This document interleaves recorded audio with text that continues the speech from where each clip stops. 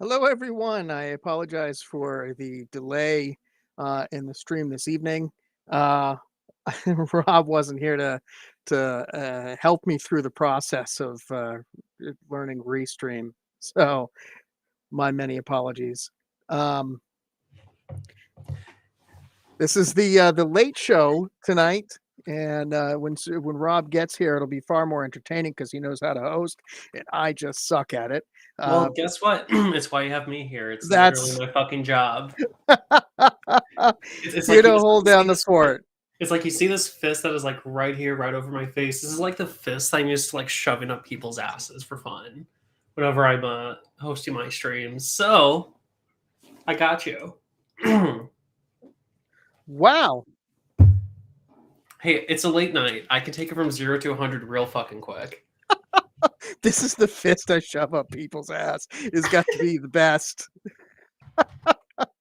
Yes, excellent. So it's revolutionary. That fist. So tonight I always have like a topic that I want to discuss that always gets derailed. Hello, Commie Stone. Good to see you. I mean, I'm not saying I'm good at derailing shit, but I know a thing or two about trains on occasion.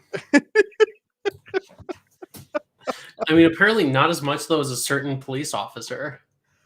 Hey, yeah, so I just saw that news. I posted some jokes about it this morning, and then I was like, those are probably in poor taste. Yeah, like I'm gonna be honest, it's one of those situations where I'm very much not into slut shaming. No. However, the memes have been glorious to the point where I'm like, she did choose to be a cop. Yeah, I mean, yeah. So it's kind of like maybe I can make an exception. And all those guys were hitting that, whether it was sexual or not. I don't know. Yeah, exactly. And plus, like, I mean, the other thing too is it's kind of like sorry, I have like a fucking website open so I can look at cars that I can't afford. But it's very much like one of those situations where, it's almost actually I'm not gonna make that joke that I was going to make because that would actually be crossing the line. Yeah. So the blue line. That's okay. That thin blue line. I figured the odds are probably 60-40. Now, in all fairness, though, too, now former Officer Hall. I would like to extend a very friendly invitation to you that if you do find yourself in need of work, Streammate is always hiring, and I am very experienced with the platform. So if you do need any tips, let's see. I think she's had enough tips. But I will say though that sorry, that's borderline slut shaming. I do know I would only charge 40% of your income, and if anyone knows where the numbers 40%. Coming from, you definitely should not look up 40% of police officers. Listen, Corbin, if you got banned for calling a TERF a bitch, then you're doing God's work, sir. That's you really are. Just like putting a Green Bay Packers sticker on a car with Illinois license plates. I think was it a trucker hat? I think it was my was the train conductor hat. Mm-hmm. That I train conductor for sure. Yeah. Yeah, we definitely need to get that train conductor hat though. I have my beverage for this evening is okay, the background light is going on at this point because I'm way too washed out. Yeah, you turn on the late night lights. For sure. 4 accounts. Let's go true on a late night vibes and just like have this be my entire lighting scheme. Wow, yeah. Actually, I'm kind of curious. How would this look? Wait a minute. I had some pretty badass lighting in here too. I got a new fridge, that refrigerator for my desk because I don't like to leave my desk. Yeah. Once I'm home, I have my ice maker in the background. This produces ice for me. Spooky. Yeah, look at you. You look great. You look great. You do look vampiresque. Wait, what were you saying? You look well. I have my ice maker, so that I don't have to leave my desk. So Okay, so apparently me just turning up the resolution on the fucking camera actually solved the issue that I was having, which is always fun. yeah, see, there you go. You don't look flushed out anymore. Yeah, You look magnificent. or it's probably just the fucking blue light in the back, but you know, I guess the color blue is useful on occasion. Listen, you look great, and that's all that matters. It's the witchy shit.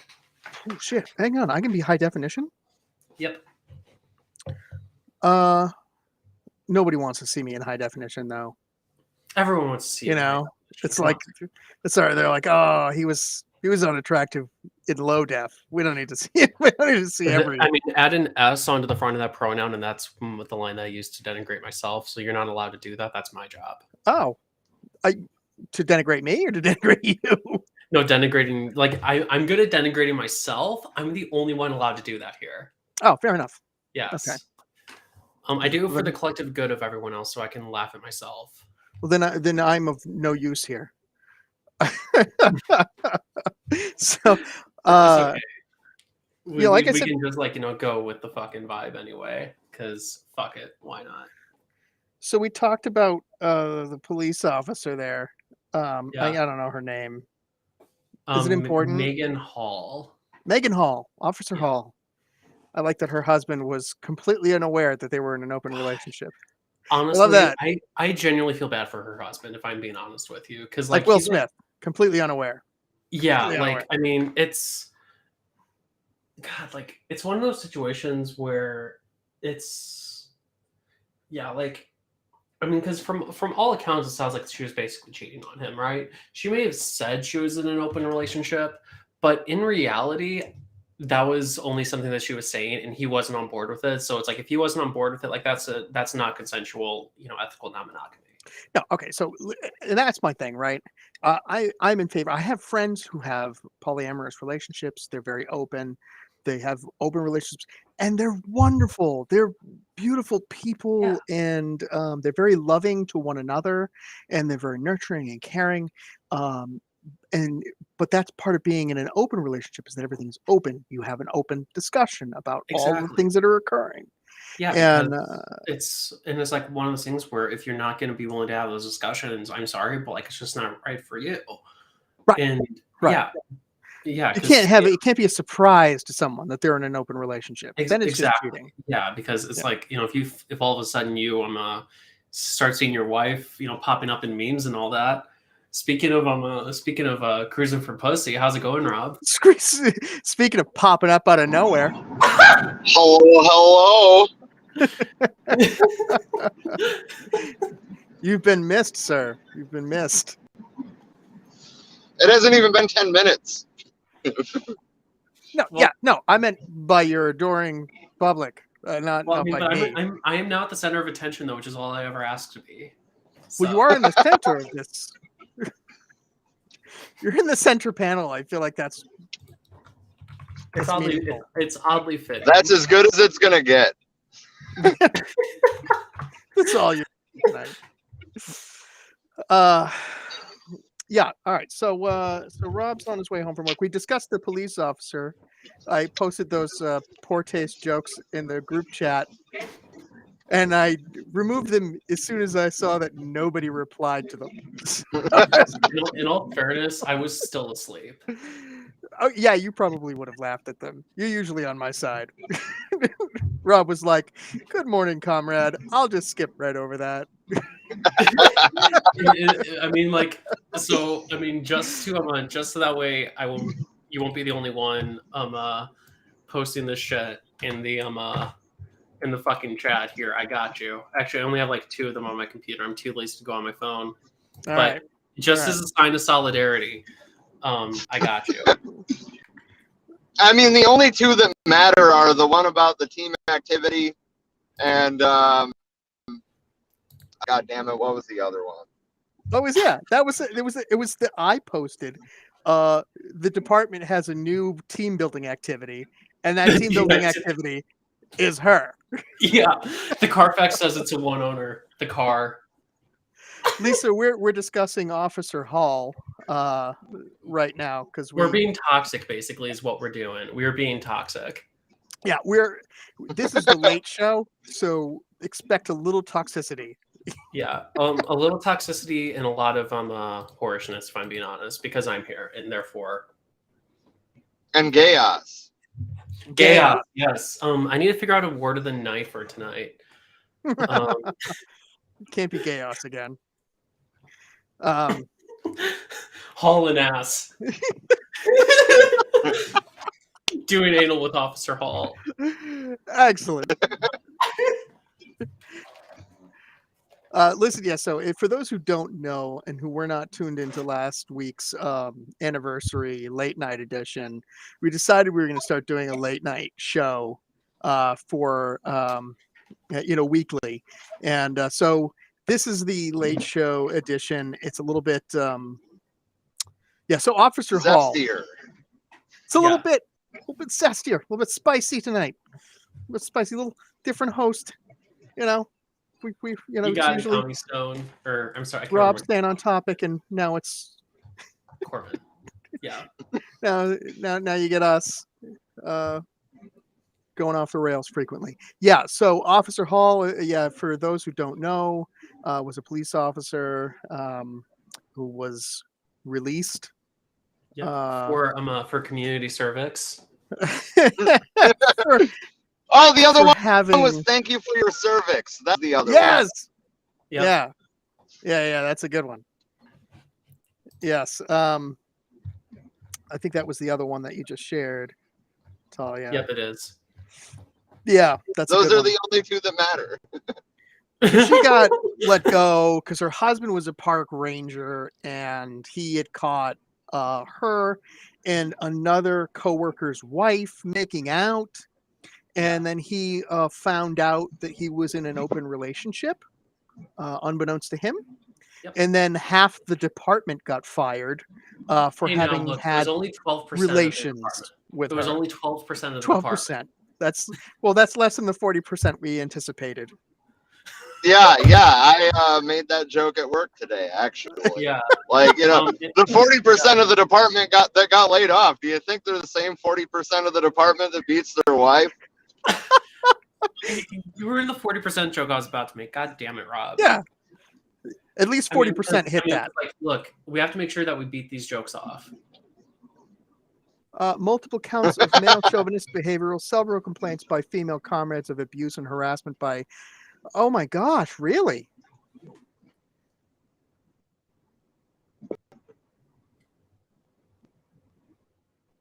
What is this now? Wait, I have a feeling that like our fun and shit is just gonna be like fucking... Yeah, we've just been derailed. Yeah, I guess it's not the only train that's been derailed this week. Wow. I'm driving, so I'm not trying to read that.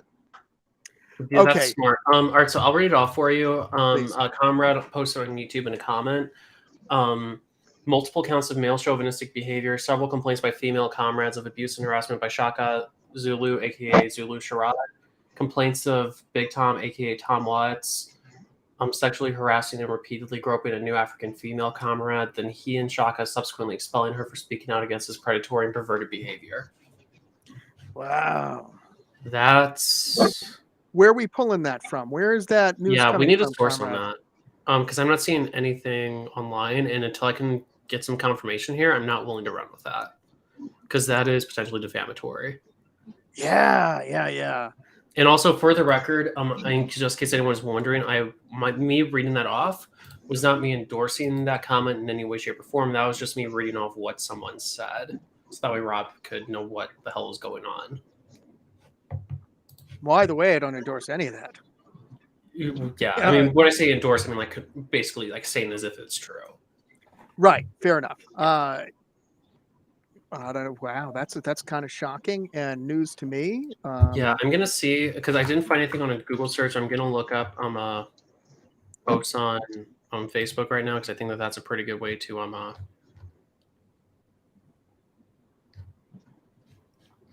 Yeah, I don't know what what the removed spaces is for, but I'm still not seeing anything.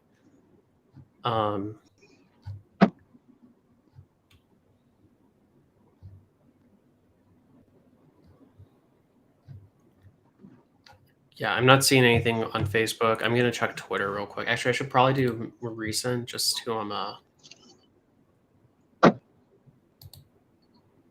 I mean, not the not the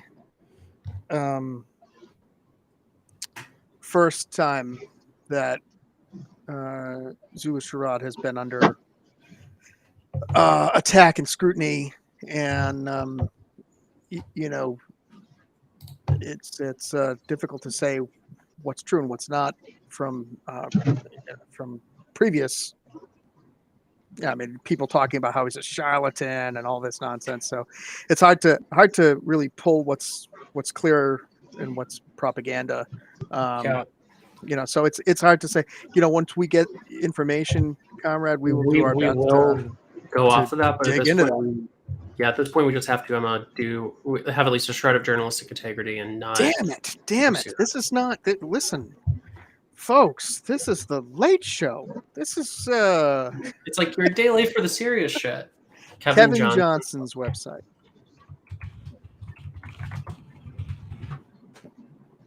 So this is Rob's forte. This is not mine. God. I mean, thankfully you have me here because like I'm actually somewhat decent at this, but like Yeah. so would this be like I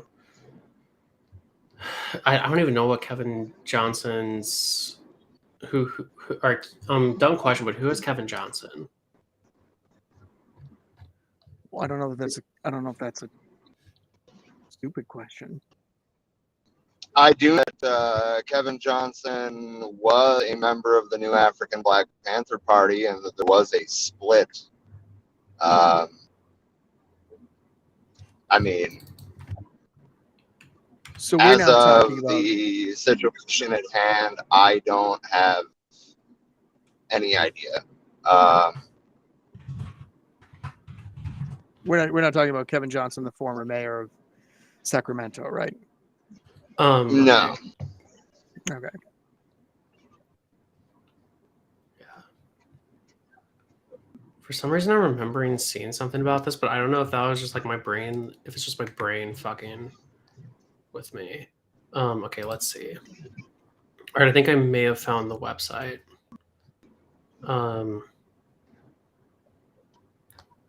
Okay. Okay. So, the RIBBP website has it too. Wow. Okay.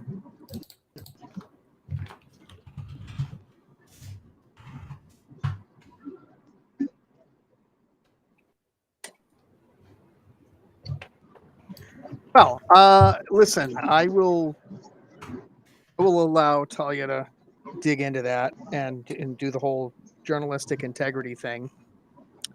The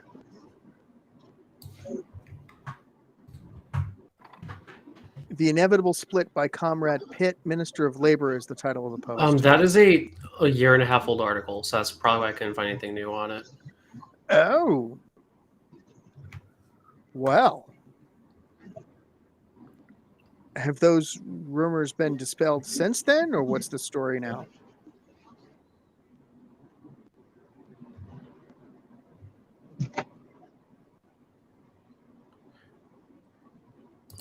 Rob has fallen incredibly silent. Yeah, so it was posted so it was posted on June 7th of 2021, and the named writer is a guest contributor. So we don't even know who wrote the damn thing. Okay. Yeah, so we'll dig more into that, folks, yeah. and get more information about it, whether it was whether it was dispelled or whether there's any truth to it. We'll get on that and research it. We have people for that. Unfortunately, I'm not one of those people. I'm here mostly for self-deprecating humor and to cover for Rob while he's unable to. And the one thing that I will say too is that basically, and what I have done in the short few minutes that since this has popped up, I haven't been able to find anything to substantiate that.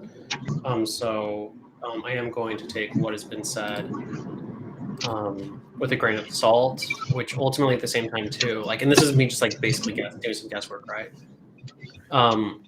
Well, no, we do appreciate that. The only issue though is we do have to be very careful about what we do say, based on whether or not something is true or not, because with something as severe as that, I mean, and I do not use the term severe lightly, right? Because accusations like that can be thrown around, and basically at this point, I'm not seeing anything from me that I would be able to say that it is true or not true. Yeah, and if it is true, it should be brought to light, Yeah. right? And that the point that was made here by Comrade said, listen, it's definitely worth bringing it. If it's true, we want to Yeah. make sure that it's brought to light. I agree with that. And Corbin said, true or false, it's very sad to hear. That's also true. Whether the accusations are true, that's Yeah, really and that's not for us to decide. sad to hear.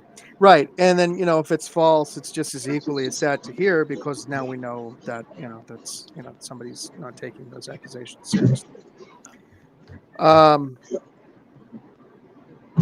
Oh yeah, this is I wore my Natalie, it's totally off topic. We're going to go into this because I want to get away from this topic as fast as possible. So I wore my protest jacket tonight with all my paraphernalia on it. So yeah, here's my token Trotsky pin right here. Boom.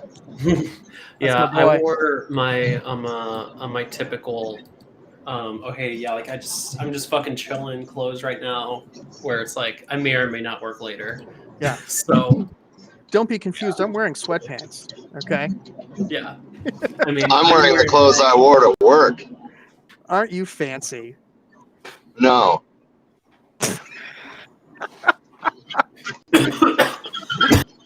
Are you wearing your scally cap though? Are you wearing your signature scally cap? My signature scally cap. Your signature scally cap? I mean, this one's actually a Boston Scally though, as opposed to my Walmart Scallies of the past. Walmart Scallies of the past. I feel like that should be the name of a YouTube channel. Walmart Scallies of the past. You just go through their worn out Scallies. Listen, okay, so all right, so we're jumping around on topics. We got the officer out of the way. Officer Hall is been discussed. We've had random random news out of left field from a comrade on YouTube throwing shit at us out of left field, which where it should come from. And then now, so the whole thing was, I was like, oh, I'm so excited to talk about religion in the left this evening. So we talked about like this contentious relationship between religion and the left for so long, and specifically evangelical Christianity in this country, because you had the original text we're all going off of, where Marx is saying that religion is the opiate of the people, which is like all of a sudden everybody, of course nobody knows the full quote, but they just like to take that out of context and throw it at say, oh well, all communists are atheists and they're awful. And so I wanted to kind of discuss that and have a conversation about it, and toss it around with fellow leftists, either viewers or with you guys, about faith, both in leftism and faith in religious aspect. Talia, I have to imagine you have so much to say. Yeah, I do. And this is like one of those situations where I need to decide whether I want to start off subtly or just embrace the fact that like my entire fucking studio is kind of spiritually or religiously themed. Like, I mean, hell, it's like just it's like I have literally both of my tattoos that I have are related to my my craft. and obviously like in the witchcraft sense. And I think it's one of those situations where I like the idea of witchcraft as a religion that leftists can practice, right? I've been practicing now for the better part, not the better part, almost the better part of a decade. And the idea for me of religion being this kind of, I don't want to say boogeyman, but this idea of being a toxic thing in leftist culture, which I don't know if it really is or not. But I know that I noticed that a lot of my more outspoken atheist friends are on the left, to the point where one of them I had not, I'm not going to say active in leftist circles, is someone who's a very outspoken anti-theist who also happens to be a leftist, right? Where I asked, just out of curiosity, I was like, hey, like I know you mentioned this stuff a lot. Kind of curious if you practice witchcraft at all. And basically I got a very long soliloquy of why he didn't, and basically like why my position is unreasonable, whenever the answer could have been a very simple no, right? On the other hand, I also understand that because of how frankly terrible some versions of religion are. For example, I was raised Russian God, I swear like my inner Russianness is coming out. I was raised Russian Orthodox, which is a very hardline, dare I even say, right-wing style of Christianity, or right-wing form of Christianity, where it's gotten to the point that a lot of right-wingers are actually converting to Orthodoxy because of the fact that it's viewed as this more quote-unquote pure version of the Christian religion, which is kind of weird to me in a sense, because it's like no form of Christianity is like how it originally was, right? But like there's this one podcast I listen to on occasion on Spotify, simply because it's kind of like that train wreck that I can never look away from. It's called Orthodox Wisdom. And basically what they do is say, oh, hey, this is like Orthodox wisdom, like modern Orthodox thinkers. Well, like the oldest one that I've listened to was like from like the 1890s. And it is just this really funny idea of being like, oh, hey, we're going to return to the old days. Like, you know, women should, like wear long tattered skirts, and any girl who's at all flirtatious should be punished with wearing worse clothing to tamp down her sexuality. I very much understand being against that. Catholicism, for obvious reasons, even the more progressive versions of Protestant Christianity, I would also agree with. I think anti-theism in leftist circles should not be focused as much on being anti-deity.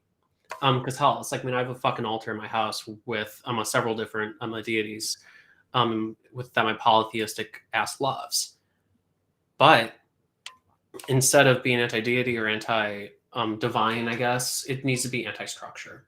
So the form of witchcraft that I practice is kind of like a bastardization of, I guess, Luciferianism and Wicca, right? It's really fucking weird, but basically it's the idea that, hey, like we're all a group, but we all need to like individually contribute in order to make this group work so we can all learn from each other. It's a very collective effort without a lot of the toxicity that you see in Wicca, with also placing emphasis on making everyone better, that you don't necessarily see in more pure versions of Luciferianism. Which honestly, I would say that Luciferianism is actually a lot less toxic than Wicca, but that is a conversation that I don't want to get into right now. And for clarification, like, yeah, I am in charge of a coven. I don't like the idea of me being in charge of it, but at the end of the day, I'm the one who started it, and I kind of am viewed as, like, I guess, more of a guide, like, as a guide type figure. Guide, not guide, just to be clear. Yeah, I want to. I appreciate the education, and what I want to do is I want to dive back to what Marx meant about religion and the opiate of the people. Yeah, and also sorry for going completely way off topic there. No, not at all. It's an education, and I appreciate. Yeah, and also one thing that I do want to point out here, that Kami Stone just said in chat. So just read off the comment. I believe we need to approach the subject dialectically. While it may not be true in any rational apologetics or scientific sense, it is very real to some people, and I believe it to be a coping mechanism for living in the hyper-individualism perpetuated by capitalist society. Which is I did read that very quickly. I don't like the idea of the craft being a coping mechanism, because I feel like and I'm not trying to be a bitch here, but whenever you say that something is a coping mechanism, basically what you say is that is a way for someone basically to take something and use that to deal with something else. Well, in reality, for me personally, like it is very much a way for me to, it's not even a way for me to cope. It's just a way for me to just, I guess in a way, feel one with the universe. Because whenever I'm practicing like some form of divination or something like that, like it is very real to me, right? And I know understand like not everyone expects that. I'm sounding very fucking Christian right now, but it is one of those things where I think viewing it as a coping mechanism takes away a lot from what it actually involves. Well, to go back to what Marx had intended to say is a lot like what Corbin said here, is that religion is a is a sign of an oppressed people, right? So it's the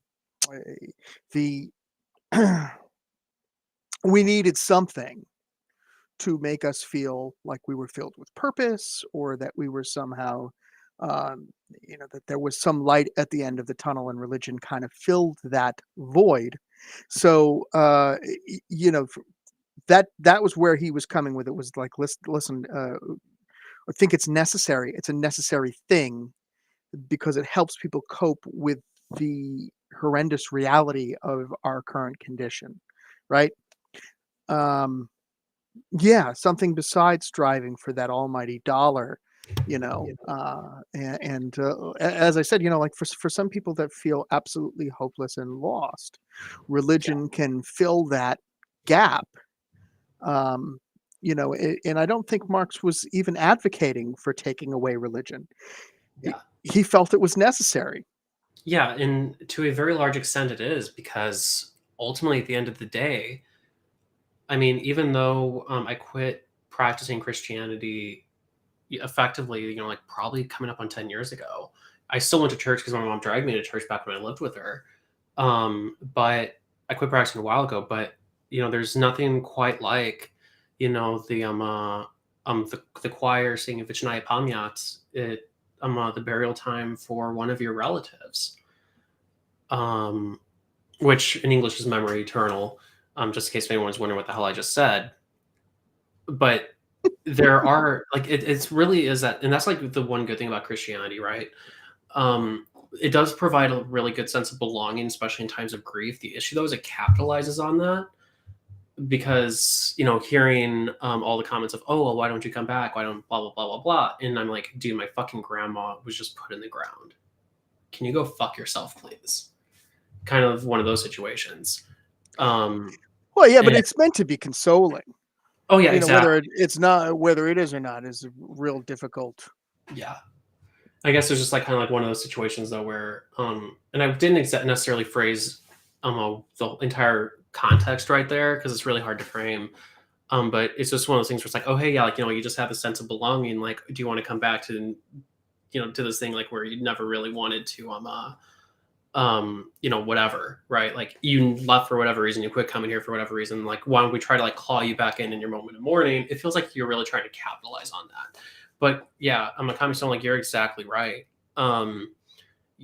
It's like, even though I may fervently disagree on a very deep a theological perspective with a Christian, like I would never tell someone, hey, like there is no God whenever that kid's about to die. Hell, even an adult who's about to die, I would never tell them that, there is no God. And I remember when my grandma, it was one of her last days a couple of years ago, and my cousin is a Catholic priest, and I remember being in her hospital room, and engaging in a Catholic prayer over my grandma. Now in my head, obviously, like I was thinking something entirely different, something from my tradition. But at the same time, though, too, it is very important to understand like why people believe what they do and how we need to console them. and I feel like I'm going completely off on a track here, so I'm gonna like allow you to re-guide me back into the Well, conversation. well, no, I mean, listen. So for me, I don't think that religion, and this was sort of my point. So I'm a minister. I'm a Christian minister, and Mhm. so that, uh, but and I say Christian minister because I don't have a denomination. I don't have a religious um, affiliation anymore. Yeah, And so now I'm just sort of a minister of the Christian faith, and I don't feel that it is at odds with my beliefs. In fact, if anything, I believe that Jesus was the OG leftist. I yeah, mean, and he was. right. If you Yeah. actually read the shit, he was. And that's the problem with so many evangelical Christians now is that they don't really, if they take their faith seriously, they certainly aren't listening to Jesus. Yeah, Yeah, and that's depressing. It's a depressing fact. it really is because essentially, they call themselves Christians. They go to Christian church. They say that they follow the successors of Peter because I mean, hell, even in the Eastern tradition or the Orthodox tradition, basically each bishop is viewed as a successor of Peter. And the Catholics are like, no, Peter was the first pope. Like, Francis is the successor, right? Hey, Emily, how's it going? But in reality, they should be calling themselves like Paulians because whatever they practice ultimately and how, especially how they fucking act, let's be real, is following the writings of Paul. You're not following Christ. I mean, hell, Martin Luther and almost all of his writings that I can remember. And for the record, I wrote 3 papers on Martin Luther. Um, One was on his views on Jews, another was viewed on the Peasant Rebellion, and then the third was viewed on Luther's views of Islam. That Hmm. was a bear to write, but it was I so fun. imagine. Yeah, and ultimately, um, uh, all of his writings and all of his theological justifications for shit were all based on Paul. Yeah, Not yeah, all. The good ones are actually based on the Gospels, which is very interesting. But all of the bad ones, such as the one, the terms or the quotation or the verses that he used to support putting down the peasants, were all based from Paul's writings. And it's just like this very interesting difference of honestly theological views. right. Right, which is there's so many variances of that. Corbyn writes, "I'm an anti-theist communist from a Christian household of Republicans," Yeah. which it sounds so familiar for all of us, I'm sure. Yeah, I mean, like even for me, for a couple of years, like I was vehemently anti-theist. Just to be clear. I mean, like I always had like a very special place in my heart for Athena, but I'm like, nah, she's fucking fake. Yeah, and then I'm like, wait a second. Finally, we got it right with Jesus, Yeah, right? Yeah, yeah, like so for me, I was the first leftist writer that I really got into and really put me down the path of becoming a vehemently leftist was an anti-theist himself. yeah. Christopher Hitchens was a huge leftist for a very Get long hitch time. slapped, bitch. Oh yeah, Hitch was great, and but he was very much an anti-theist. If you know anything about his work, you know Yeah, that that's how he spent the majority of his life was fighting theism. I think mostly in response to one of his very best friends, Salman Rushdie, being having a hit put on him um, by oh my god, why can't I remember his name? If anybody remembers his name, who put the hit on Salman Rushdie, please write it in so that I can remember. Uh, but I think that was largely oh, Ruhollah Khomeini. So I guess the Ayatollah. Ayatollah Khomeini. Yeah, Yeah, that was that's the it. one. Yep. Sorry, I don't know why my brain wasn't clicking. His Natalie says I Friday have night. no It's a late problem. show. Yeah, it's late for all of us. Natalie says I have no problem with the New Testament and Jesus. It's the Old Testament that I have many problems in its beliefs and writing. And Natalie, I strongly disagree with you. I have to strongly disagree with you. The Really? gospel, yes, because basically, largely because of how Paul wrote everything. because I know that there were at least 3 passages in the New Testament that explicitly condemn homosexuality. Actually, I'm going to look this up real quick because I'm actually really, really curious.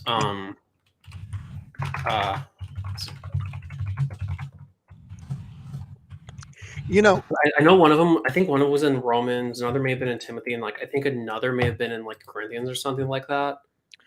we had certainly a Yeah, lot of opportunities to lay yeah, out anti-homosexuality in the Ten Commandments, and we certainly had a lot of opportunity for Jesus to uh, say anything at all about homosexuality in his lifetime, and never once did he. So I think I think that's not yeah, even on the radar. yeah. Exactly. All right. So Romans 1:26, chapter 1, verses 26 and 27. This is from the EMTV version. So English majority text. Quote, for this reason, God gave up the passions for dishonor, for even their females exchanged the natural use for that which is contrary to nature, and likewise also the males, having left the natural use of the female, were inflamed by their lust for one another, males with males, committing what is shameful, receiving themselves the recompense which was not fitting for their error. And then obviously, like, Paul wrote shit about like basically um homosexuality going against natural law. And then in Corinthians chapter 6, verses 9 through 10, from the King James Version, quote, know ye not that the unrighteous shall not inherit the kingdom of God? Be not deceived, neither fornicators, nor idolaters, nor adulterers, nor effeminate, nor abusers of themselves with mankind. Which basically, abuses of themselves with mankind basically translates to sodomites, or men who have sex with men, depending on the version. And the first letter to Timothy, chapter 1, verses 9 and 10, from the King James Version, quote, knowing this, that the law is not made for a righteous man, but for the lawless and disobedient, for the ungodly, for sinners, for unholy and profane, for murderers of fathers and murderers of mothers, for manslayers, for whoremongers. That's a word for the night. Whoremonger. It's my favorite For them word. that defile themselves with mankind, for men stealers, perjured persons, and if there be any other thing that's contrary to sound doctrine. Which the term that's relevant there is that defile themselves with mankind, which translates to a Greek word that is basically used the same term as for homosexuals. And yeah, so I don't think I need to, and then also like Jude, obviously, but yeah, basically, that's not something that you exactly learn in Catholic school, because I went to Catholic school from pre-K all the way through 8th grade. And then I also went to a Catholic university. Never once learned that. It was always, oh, well, that was all in the Old Testament. It was all in the Old Testament, so we're not going to worry about that, right? Well, no, it was in the New Testament too. Because I actually used that argument for saying, well, like there's no reason for Christians to be homophobic. It was never in the New Testament. That's wrong. That rant, but Yeah. So Abaddon here says Hitchens was a racist that advocates for wars and aggression. I don't want to venture too off topic here with going into Hitchens, etc. But I don't know that he was particularly racist. I know that he's been accused of Islamophobia. yeah. And I know, but I think that was driven largely from the whole situation with Salman Rushdie. I know Edward Said tended to or did not tend to, but he cut ties completely with Hitchens after that whole situation, and advocated for wars of aggression. I think this is where it gets difficult being a leftist, because you feel an obligation to do battle with evil and to fight fascism, and where it rears its ugly head, and to alleviate suffering where you can. And that is at odds with trying to be peaceful and advocate for peace.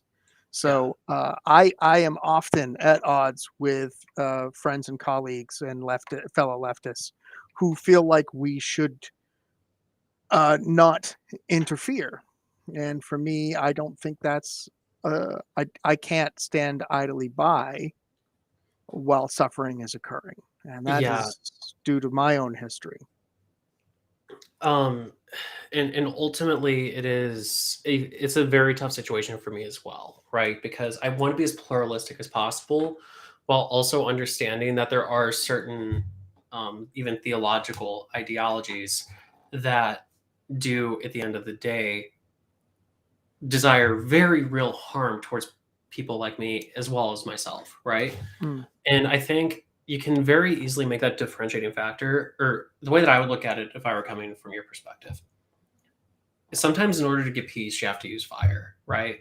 You cannot, peace is not automatic. It takes a lot of work to get to. And what it requires at the end of the day is getting to a point where we can at least all agree, and the bare minimum, mind you, is that we all agree that everyone gets to exist in their form that they mm, find best for them, as long as it doesn't harm others, right?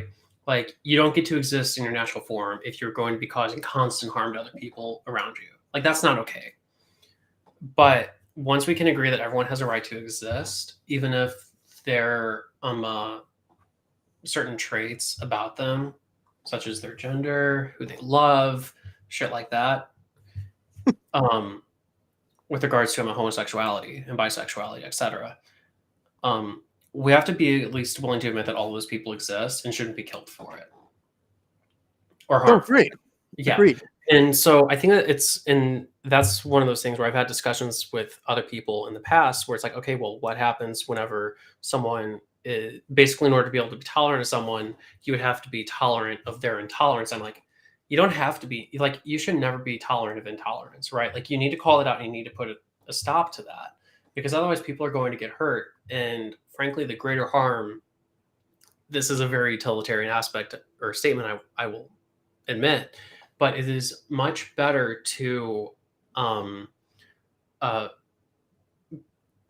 potentially, like, call someone out for one thing, or whenever someone has potential to harm multiple people, or their ideology can harm multiple people, is better to stop that ideology than it is to allow that ideology to run rampant and not harm that one person who you're calling out. Sure. Terrible way of phrasing it. No, but I get it. I get It's what you're late saying. night.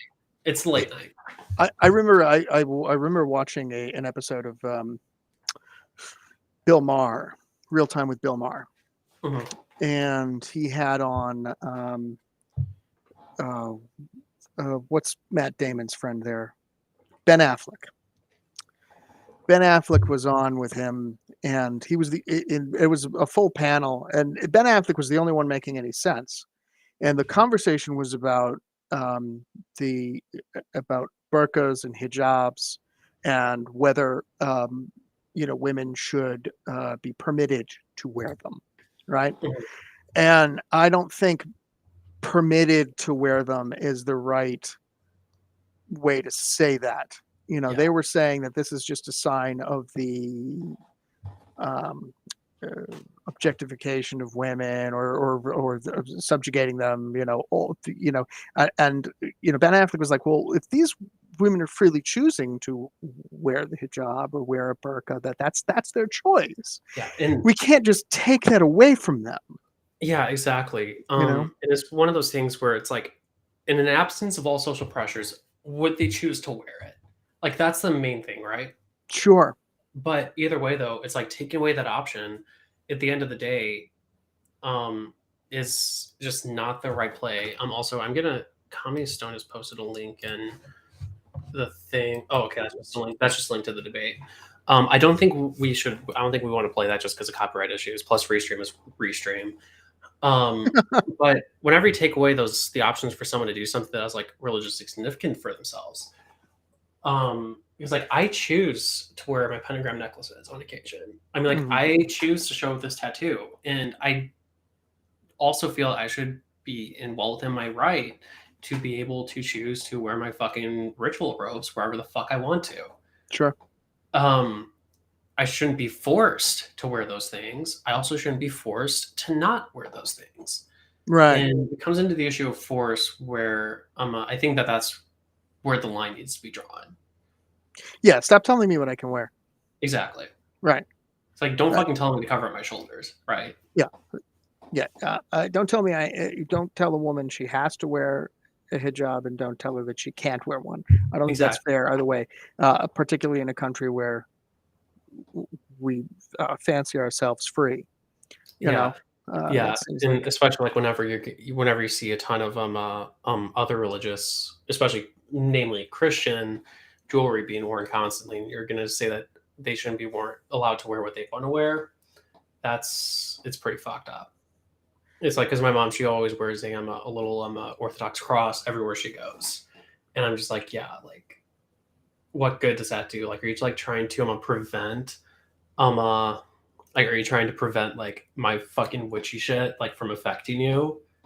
It's like, you do realize that it's like, this is me kind of going a little bit off topic right now, trying to derail us again because I want to, but like the vast majority of like witchcraft magic that I perform at least is actually positive, like for protection and stuff. It's like, so are you asking Jesus to protect you from protection? That's kind of ironic.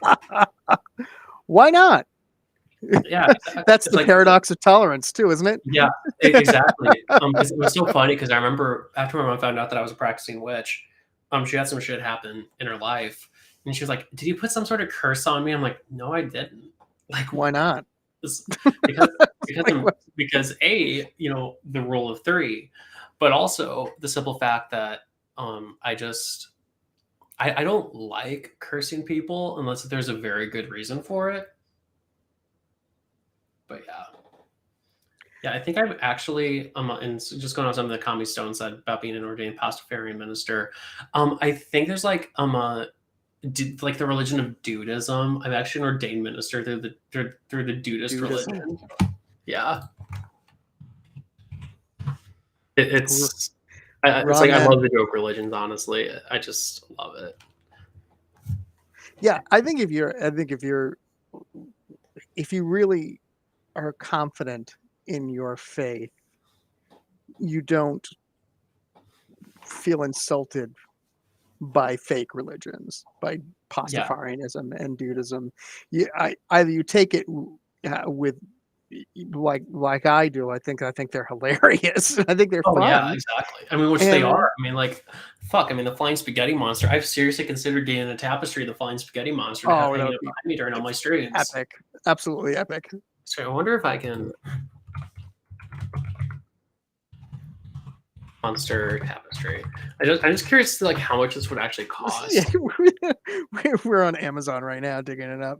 I mean, in all honesty, I'm actually on TeePublic because Jeff Bezos can like suck my non-existent dick. But There you go. All right, that's fair. thy noodle come, thy sauce be. Okay, I might actually buy that.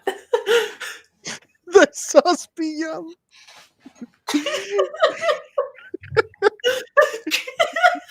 Please share that link in the chat because I think that's epic. The Church of the Invisible Pink Unicorn. Invisible, well, also pink. That actually reminds me of do you guys know about oh my god, what's his name? The guy that runs for president every single time the elections come around, and he wears a boot on his head. Vermin Supreme. Yes, Vermin Supreme. Excellent. Yes. Yes. So, am I actually friends with him on Facebook, or does he only? Because I know I'm like in contact with him on one of my pages. I can't remember if it's my personal page. I follow his Vermin Supreme dank meme stash. Yeah, and he is. I've met him in person quite a few times. That's awesome. So yeah, I love Vermin. Like, I remember back in 2016, there was actually a very large push to have him be nominated for a libertarian presidential nomination for the simple fact that we knew it would piss off the alt-righters so much they would all leave. Oh, that's fantastic. And instead, we nominated Jo Jorgensen, who is a very qualified candidate in her own right.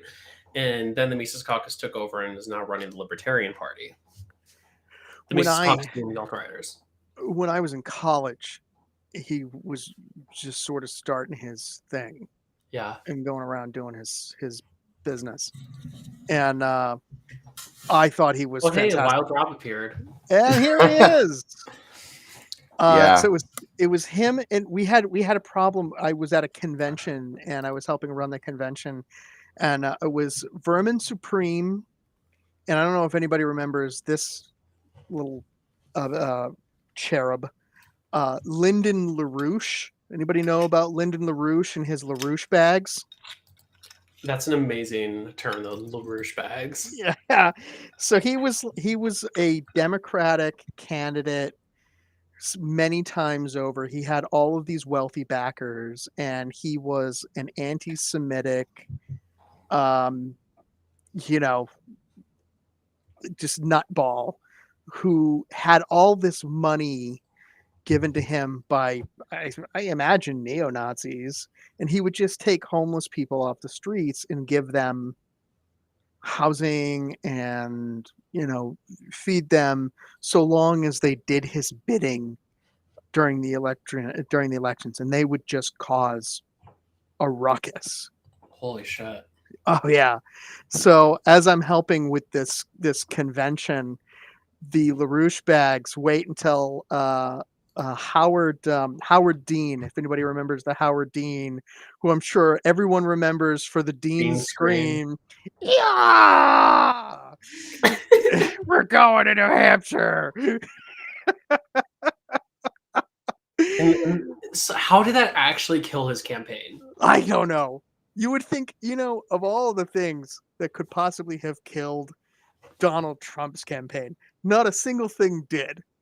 But Dean screamed like a howling madman, and that's the thing that killed his campaign. How is that possible? Because honestly, I think it's a matter of the fact that Democrats actually seem to have a little bit, at least very some sort of standards. Yeah. Like, meanwhile, the Republicans have fucking George Santos and Donald Trump and fucking Marjorie Taylor Greene. I think the days of the polished politician are gone. I disagree, actually. I think we're going through a period of where it's going to be so chaotic that probably about 10 years or so, it's going to come back. And where polished politicians are going to be another thing that's going to be in demand. I pray you're right, because Me I see too. this as so detrimental. Yeah, because basically the way that I always, and I've had this discussion with people before, and I say, okay, show me 10 mainstream, like well-known Republican candidates who you think I could beat based on being more polished than them. Oh, And I want to get to all the of them. point where the number is 0 based on how I look right now. With me kind of like being like, oh, hey, yeah, like I'm going to have like the hook, like the stripper makeup, like the bright red hair with roots coming in and all that other shit. Where it's like, you just don't have like enough of a polished aspect to be able to run for office, where it's like, clean yourself up a little bit. Because I do think, having good optics. Mariam Barry smoked crack with a hooker and won his election. I feel like you could do it. Yeah, I probably could. Also, DeSantis is that version of a new worse Trump. Let's be honest. So basically, I was literally typing that in the comments as you said that. So basically, I think I've said this before, and I can't remember who I first heard this from, but Trump is going to be the Yeltsin to or basically, Trump is America's Yeltsin, while DeSantis is going to be America's Putin if he wins. Oh, hang on, I'll be right back. Hang on just a minute. Is this when I start counting to 60 so we get a full minute? I mean, there's the timer in the upper left-hand corner. I know, but like, there's no fun in that though. Like, that's too easy. So instead, in this meantime, I'm going to give a break from the hard topics. I'm going to talk about the Ford Bronco Sport Badlands. How does that sound? Me just ranting about a little SUV. Who wants to hear me do that for until however long until Scott gets back? Wow. Yeah. Ranting, you say? What was that? I said ranting, you say? Yes, ranting. Basically, although I'm actually a fan of the Bronco Sport with the 2.0 liter, but the 1.5 liter is like slower than I am whenever I'm having to sleep with a dude. And yes, that was an orgasming joke. You're welcome. But yeah, I'm just since I've got started on cars, I am kind of sad though because my favorite like unibody SUV is we should be Petro, except I'm too lazy to be talking shit on people right now. I've been doing enough of that this week after in the past like 7 days I broke up with my ex. But Jeep is actually is like cut out the V6 from the Cherokee lineup, and I'm like kind of bummed about that because like the Jeep Cherokee Trailhawk with a 3.2 liter V6 is like my favorite fucking SUV for storm chasing, and I wanted one and I didn't buy one, and that Matryoshka is fucking beautiful. Hang on just a moment. Inside Putin. Look who you find. Hey, it's the drunkard. Hang on. It keeps going. Please be. You remember this guy? Huh? Hey, Mikhail Sergeyevich. Yeah. Hang on. It keeps going. This is what reminded me that I had to show you guys this. Brezhnev. Yeah. All right. And then inside is Tiny Lenin. No, I'm disappointed they forgot I'm a Medvedev. They forgot a whole bunch. Was always in control. Well, to be fair, I got this before Medvedev was there. Oh, okay, Yeah. gotcha. Yeah, so that was before he got the opportunity. But he is going to be the forgotten president. I mean, he was never president. Like everyone knew Putin was actually in charge. Yeah, that was not a. It was kind of a joke. Poor thinly veiled. Yeah. Bullshit. It's like classic Russian politics, if I'm being honest. And I say that as an ethnic Russian. Or I'm sorry, ethnic Ukrainian. Because my ex was so happy that I started calling myself. Well, yeah, you have to hide that you're Russian now, I guess. Yeah, I know, because and it's kind of funny because like Russophobia is actually a thing. Yep. Oh. But remember, guys, I definitely don't have a Russian flag flying in my studio. Oh, hang on now. Shouldn't we be talking smack on him while he's gone? What? Hey, I didn't do that. I pushed back on that. You're welcome. What? We're friends. What? I laughed.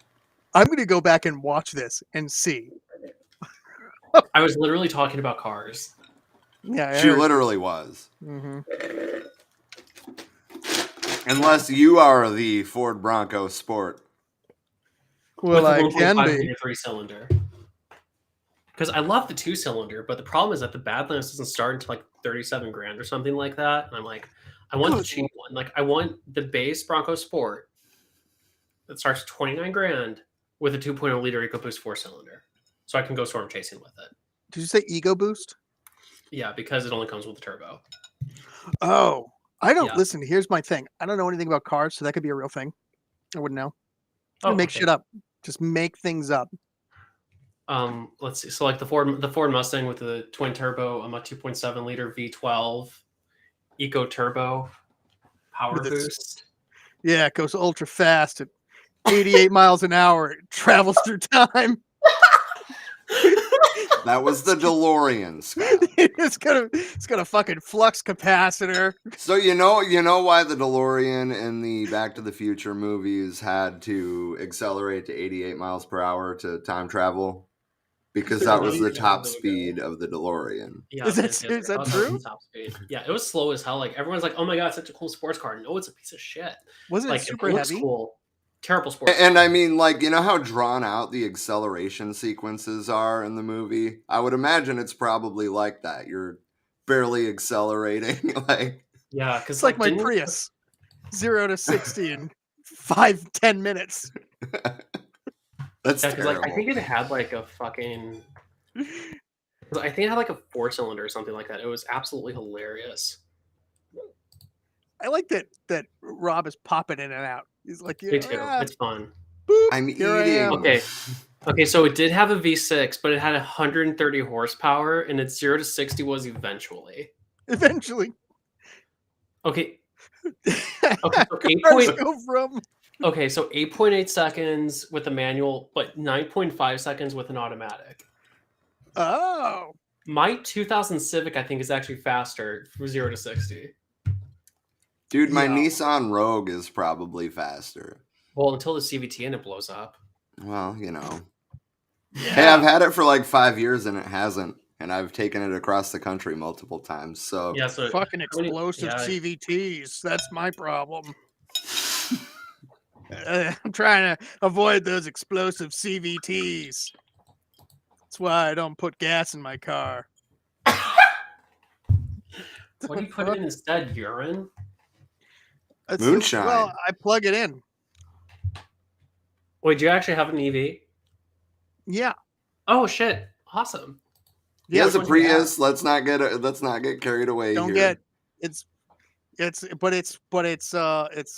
deadly quiet under 25 Which miles which an EV hour. do you have? Or Prius. oh, okay, like the Yeah. plug-in hybrid The one? new one. Yeah. Nice. No, Yeah, I've been it's looking old. at. No, it's fucking old. It runs on gas. I'm lying. It's totally Well, I mean, lying. obviously, Runs but on it's like, fucking still, gas. I mean, at least you. I mean, it's That's better than my Prius. fucking Mustang. I mean, My truck runs on turf tiers. Excellent. That's beautiful. Yeah, my Mustang runs on hopes and dreams, which it doesn't have any right now because it's dead. Mine runs on invisible pink unicorn urine. Yeah. So Yeah. the joke right now is, since I'm probably gonna be taking out a shit ton of student loans so I can go to school this semester. Basically, I'm gonna like throw. This is a joke. It's okay. So the feds are watching this right now. I am joking. I'm not actually gonna do this. But basically, like, just take the student loan money and throw like a $7,000 302 Windsor V8 in the Mustang because it's probably gonna need a new motor. Excellent. Oh, good. Well, I'm glad Yeah, we got that on video. That's like, those are all words. Those Yeah. are, yeah. Like, yeah, car I paid $1,500 for. I'm gonna throw in a $7,000 engine. Yeah. I'm not going for the record, just to be clear. I could, Yeah. I'd recommend you didn't. but I could. When I get in my car, I push a button and it starts. And then I put my foot down on the acceleration pedal and it goes. I have to shift. You my don't own shift? gears. I don't have to. I don't have to shift. Although I do know how to drive a standard. It's like the one traditionally masculine thing I can do. I meant Yeah. like shifting into gear, like, reverse or drive. You just press the gas when it's in park and it goes. That's not a fucking gear. Reverse is not a gear. Yes, it is.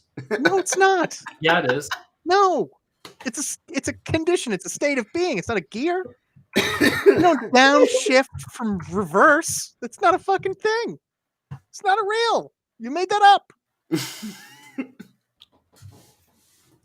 I mean, in all honesty, though, I do know of at least one Porsche that doesn't have a reverse gear because it got blown the fuck up. So It blew up going in reverse. That's why I don't shift. That's why I don't shift. You could fucking blow up.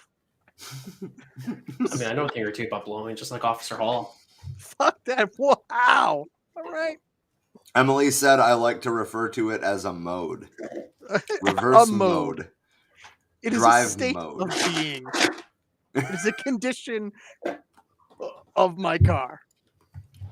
I'm a condition of your car. Are you? Yes. It is red. It makes sense. What is he doing? Were you drinking the soup broth? Yeah. I respect it. Appreciate. It's okay because the laser is still on the back of the head. Mm. Yeah. So that's the thing. So okay, so cars are cars. You put it in drive and it goes. It's a fact. Okay, that is a fact. All right. And here's the thing: if I end up like if I won the mega bucks today, if I won this big fucking mega millions, and I'm a billionaire tomorrow, I can tell you one thing: I'm not wasting my money on is a car. You're like, I'm gonna buy myself a Bentley, so I could drive around in a Bentley, and people could look at me and say, "Oh, look at that guy who drives a Bentley." I'm not gonna be that guy. I don't want that because nobody gives a shit. Nobody wants to watch me drive around in a fancy car. I don't want to drive around in a fancy car. I can just, it just goes from place to place. That's it. That's all I wanted to do. Yeah, it's kind of funny because it's like of how a different perspective. Because like for me, it's like I like doing shit in my car that's like fucking stupid. And like if I won the Mega Millions right now, like the car that I would buy, I'd buy a tank. It would either be a Nissan Frontier Pro 4X, or it would be something like the Ram 1500 Warlock, with 1500 Classic Warlock with a 5.7 liter V8 and a 4x4 with a 392. Or 3.92. Fucking ratio thing, axle It's true. ratio. Because Yeah, like I want to be able to go axle storm chasing and not have to worry about getting stuck in my fucking Civic again. Yeah, you gotta storm chasing. You know why I don't chase storms? Yeah, I do. I want to get a sticker on the back of my Civic You that could says fucking "Not die." follow." I don't purposely chase after shit that will kill me. You know? It's like going after a bear. Like I would not do that. That's why I don't go storm chasing. I can watch it on my television and that will be equally as entertaining. Okay, I and don't so need to this drive into the storm. all right, and so for legal reasons, this is a joke. For legal For legal reasons, reasons, this is a joke, but Yes. it's reality for non-legal reasons. Yes, exactly. But you're also not a stripper who has had coke done off of her ass before.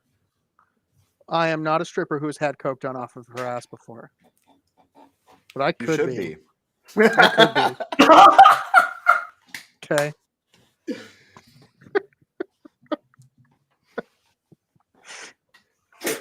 I know. we've had this conversation before. I feel like it's not going to work out for me. Gonna have to add that to the bucket list. I mean, hey, look. I mean, if you need a stripper for certain activities in another country, it's not hard to get a hold of me. Don't do drugs, kids. Drugs are bad. You've done drugs, Petra? I think she's specifically talking about doing a line of coke off of a stripper's ass. Oh, I've never done that. It really is a mood, Emily. It really is a mood. I've never done coke off a stripper's ass. To be fair, this is a thing. I've never done coke. I neither have I. I have never done it. Never. No, never. But this is the thing. I told my old boss. I said I've never done coke, and he looked at me and he said, "Yes, you have." And I said, "No, I haven't." He said, "Yeah, you have." I said, "No, I've never done coke before in my life." He said, "Absolutely, you have." I said, "Why are you insisting that I've done coke before?" Well, honestly, I mean, like, it's just one of those things where I feel like it's a lot more common than like people expect. And so, like, whenever you run into someone who's like never done drugs before, you just have to assume that they're lying, because it's especially like certain environments where it's like, wait, what the fuck do you mean? No, you're lying to me. No. You can take one look at me and know I haven't done coke. You're like, oh, no, everybody I know that does coke is skinny. That's not him. And actually, you'd be surprised. I mean, I know some pretty chunky individuals who are frankly kind of cokeheads. He's a weed guy. He's never done coke. Actually, yeah, you nailed it, Commie Stone. You nailed it. Yeah, that's probably true. Actually, he was he was in college in New York City in the 70s. So I suspect if he hadn't done coke, he's lying. All right, but me, he's like, I'm a good little Christian boy. Yeah, that's right. I'm a good little Christian boy. That's me all over. Oh boy. What were we even talking about before this whole thing? The strongest thing I've done is we were talking about religion. Oh yeah. Okay. That was like when I was still driving home. Well, we stopped talking about that. Oh, we did? Yeah, you wouldn't shut the hell up. So I had to move on.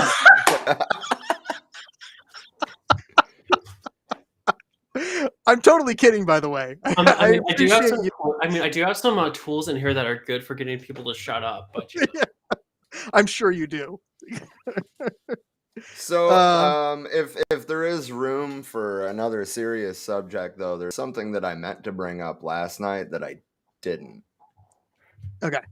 I'm sure a lot of the people that are watching already have heard about this, but so we did talk about like police violence, right? And how record high funding has led to record high police killings.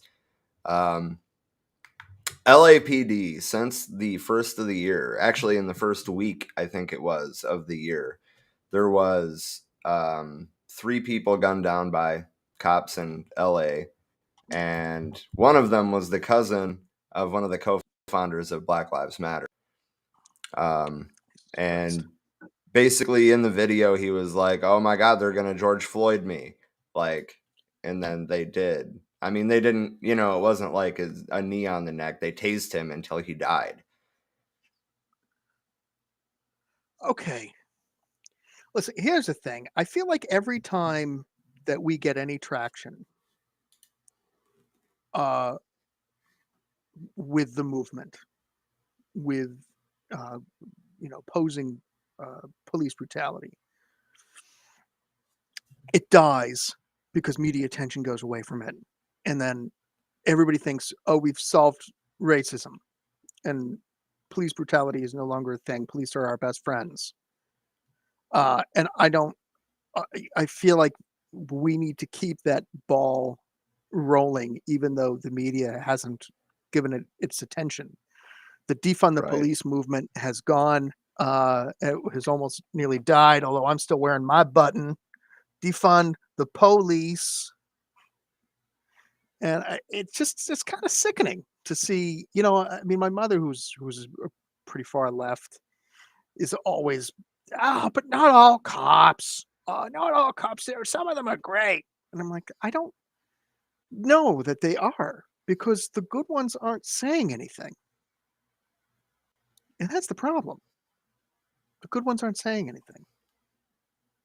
Where are they? Right.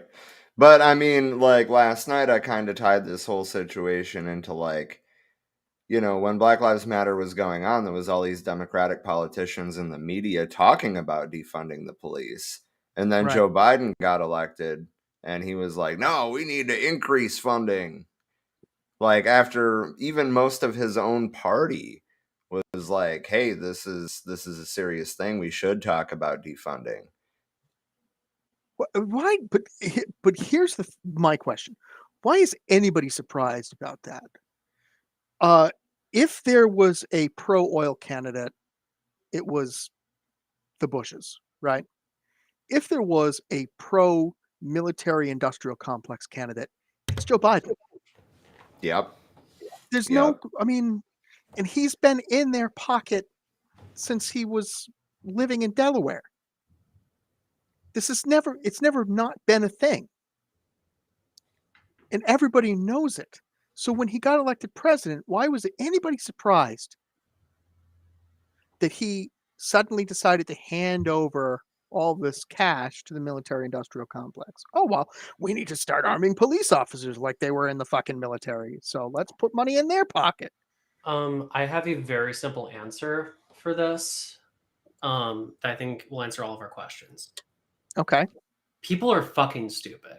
That's true. Like, that's the answer to it. You want the answer to that? The answer is people are dumb. Or naive. Or so hopelessly naive. I just wish that we had some sort of,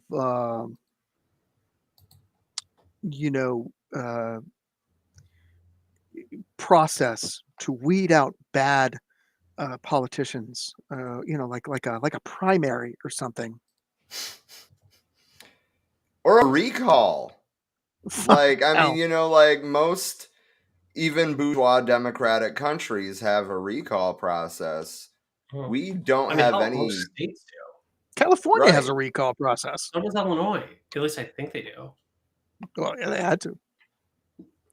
The result. This is the result of VBNMW. Listen, we're not going back to talking about cars. You're I don't know kidding, what that right? Yeah, I don't know what the hell that no means. matter who. Oh, okay. Oh.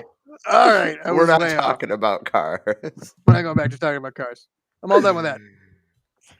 I don't know what a So anyways, VBNMW about is. my Jeep Grand Cherokee. Sounds foreign. I'm sorry. It's like an expensive car. Silence is violence. It's absolutely 100% correct. Thank you, Natalie. Voice of reason, as always. Which also, like, one other thing too that I want to point out real quick, because The idea of silence being violence for me was like one thing that I never really understood until I was like, this thing called an adult. With how many adult children we have in the world right now. Yeah. Basically, I remember it just clicked for me one day. I'm like, how is silence violence? Then I was like, something happened to me in my personal life. And there were people there who could have stopped it. None of them did. And it was like one of those moments where I'm like, okay, yeah, so like silence is violence whenever people just like don't do the right thing. And it's like people end up getting harmed as a result of it, which is a lot more common than I think people realize. Is it? Oh God, what's his name? Elie Wiesel, who made the comment that, when good men do nothing, that's evil enough.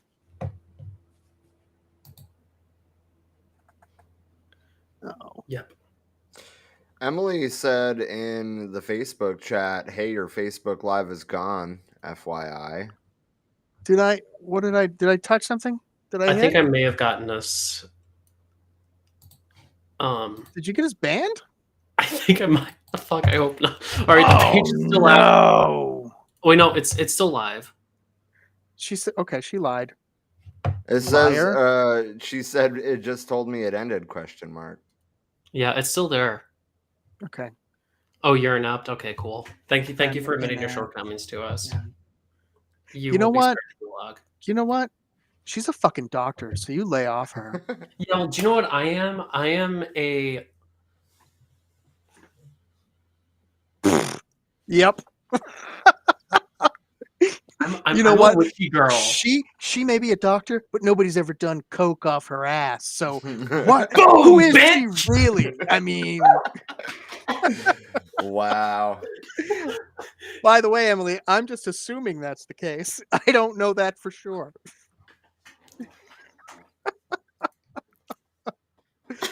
Oh, okay. So back to the conversation. We were talking about something super important. Okay, so is there anybody being prosecuted for that, or is it just sort of like? Well, they released the body camera footage. At the family's insistence, basically. And the fucked up part is the 31-year-old high school teacher that they killed was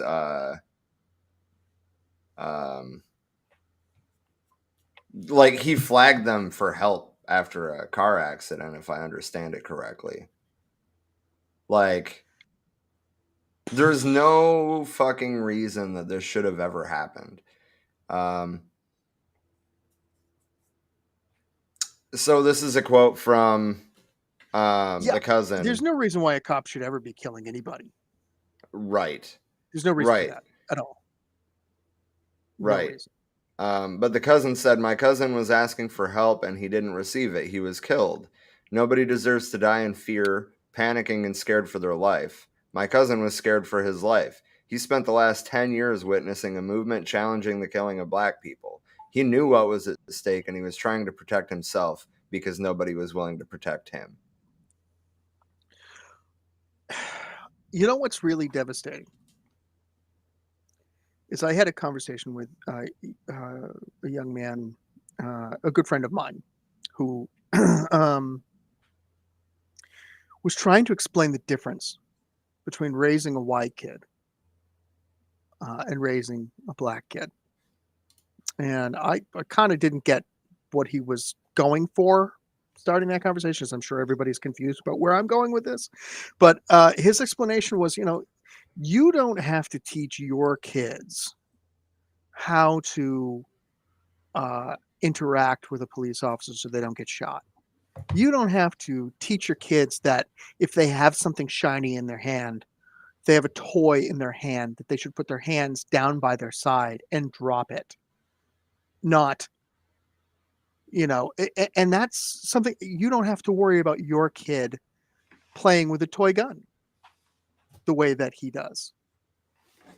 And I was so I was like so choked up about that because it's so devastating to hear that you have to raise your children. Okay, and that's where we're bringing it home. Okay, forget about these grown ass adults who are getting murdered, and there's no other term for it. They're being murdered. Okay, to that in itself is awful. But to talk about how kids are having to be raised in an entirely different way to fear the people we pay to protect them, that is fucking devastating. And it is a tragedy, and it is, and I think it's disgusting. And there is no rest, and there is no justice in any of that. I think there should be no rest for any of us until that is fixed. Absolutely not. I think it's gross. Yeah, and then the next obvious question is, well, it's like, how does it get fixed? And I think the simple answer, at least in my mind, is I don't know. Defund. And, yeah, that's really the only. I mean, that at this point in time, like, that is the best answer that we have. Yeah, Corbin says, I had a cop point his firearm at me when I was 5 years old because I shined my laser pointer at him. If I was black, I have no doubt I wouldn't be here. Yeah, And I remember. Yeah, fact. similar story for me. This would have been probably 15 years ago or so. I had a well, I still have it, but a AR-15 airsoft gun. So it has the orange tip, but I remember like I was shooting in my dad's place, and just standing on the open and shooting at targets. I remember a cop just drove by and kind of just gave me like a thumbs up, and it was just one of those things where it's like, if I would have been black or hell even brown, how would that have gone? How would that have gone? Yeah. I don't know, and that's the devastating part of it. I know. Yeah, and also one other thing too that I want to point out real quick is that I don't think that racism is necessarily an inherently capitalist issue either, because I think you can still have racism without capitalism existing. Basically, I think because like xenophobia can exist in areas where where we don't have capitalism. It's much deeper issue than just simply changing the economic system. But capitalism certainly perpetuates the issue. Definitely. But I don't think that I'm just saying, oh, hey, we'll get rid of capitalism, then racism will go away. It won't go away. Like, it takes a lot more. Well, right, exactly. Well, Mao wrote about things like that. Taking generations to potentially like get rid of. He didn't mention racism specifically, but there are carryovers from capitalist society that are going to follow us for, potentially generations after the overthrow of capitalism. I think that the point that Danelle was trying to make, though, is that we'll never get rid of racism under capitalism. Right. Right. Yeah. That's fair. That is. Yeah. I just kind of, because I've seen that happen a lot. Or I remember like back when I was an undergrad, people would say, oh, well, we get rid of capitalism, like it'll be fine. It's like, no, it won't be fine. It's not that simple. I wish it was that simple. Don't get me wrong. But unfortunately, no, it's not. Yeah, racism can exist under other systems, but it can there can't be an absence of it. There can't be an absence of it under capitalism. Yeah. Yeah.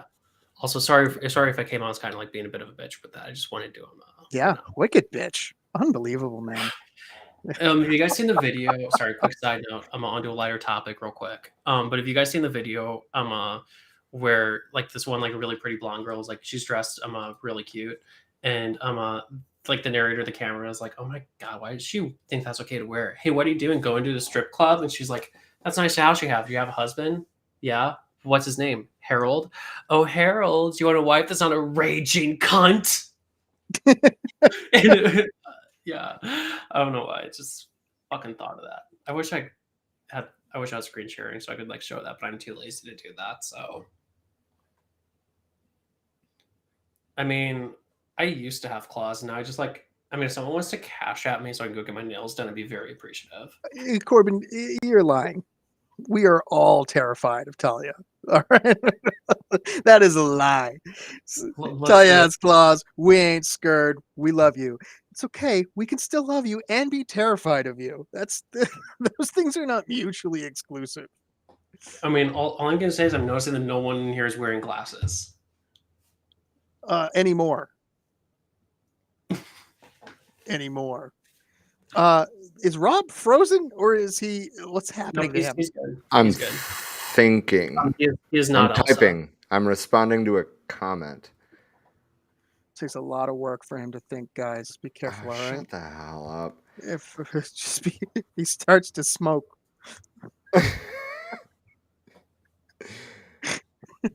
Wow. Thank God Emily's around.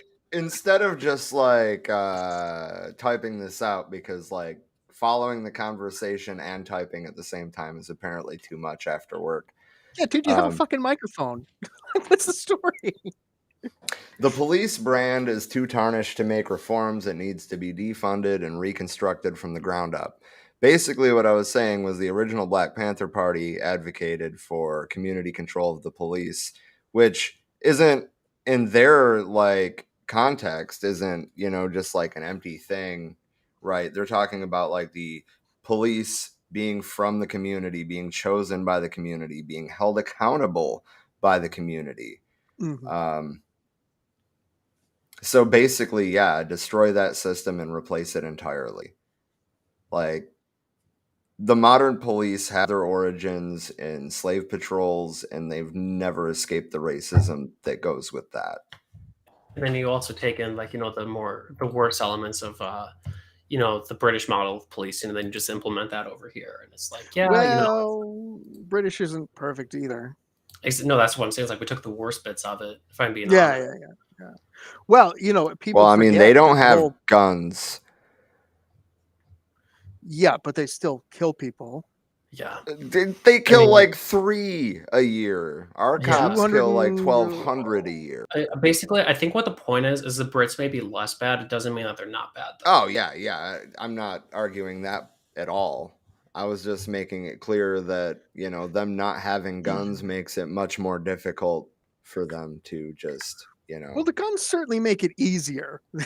There's no question there. Yeah, I mean, like, because that's like one of the things too, where it's, you know, we can say all sorts of different shit, but at the end of the day, like, there's a reason that a lot of states actually, or well, there's a reason that it's a lot easier to kill someone with a gun than it is with a knife. Yeah, Canadian police do kill people with kindness. Oh. Speaking of Canadian police, the protests that I went to at the Rhode Island State House made me realize that like Rhode Island state troopers are Walmart brand Mounties. Oh my God. I think Family Guy made a comment about how fancy they look. Not that I watch Family Guy anymore, because, you know. Because it hasn't been funny in years. I still watch it, but I'm always disappointed. Yeah. I think if you do the same shtick for 20 years, it kind of gets old. Shocking. Yeah. Oh. Same repetitive, non-ending joke. That's good. That's funny. Yeah. I can't watch Family Guy. I could almost never watch South Park, although their episode on Scientology is epic. I mean, I don't know. South Park still makes me laugh. They did some COVID episodes, and dude,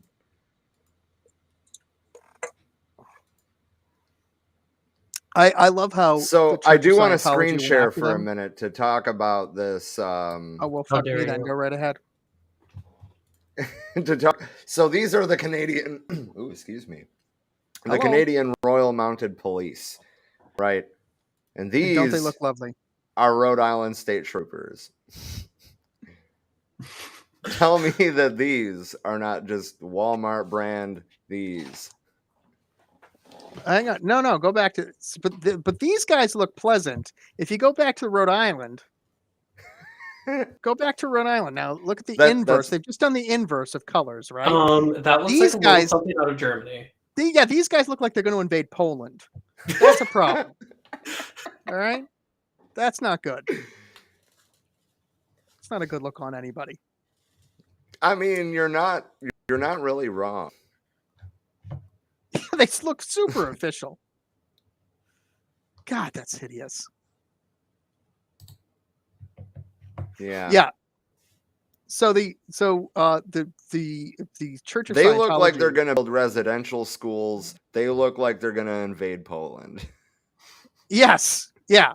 The red looks like they want to snuggle a bear, and the other looks like they're preparing for Kristallnacht.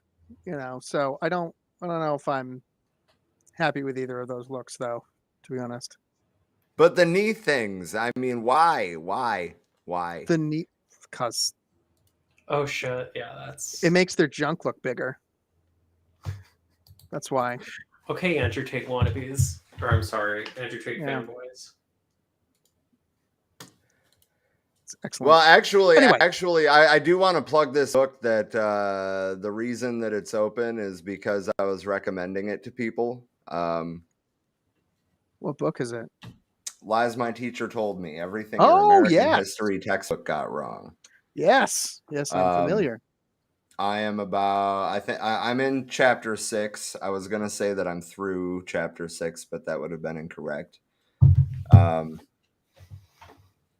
But yeah, I mean, basically he's not only like pointing at things that are intentionally omitted from textbooks, but also like how it's taught as a whole. There's no critical thinking involved. You're just basically given a set of facts that you memorize. You take the text or the text. You take the test, and then you forget it all when you move to the next chapter. Yeah. Right. We don't discuss ideology. We don't discuss the hows and whys things happen. We just get names and dates. We know that Helen Keller was blind, deaf, and couldn't talk, but did we know that she was a socialist? Yeah, I mean that's because we purposely hid that.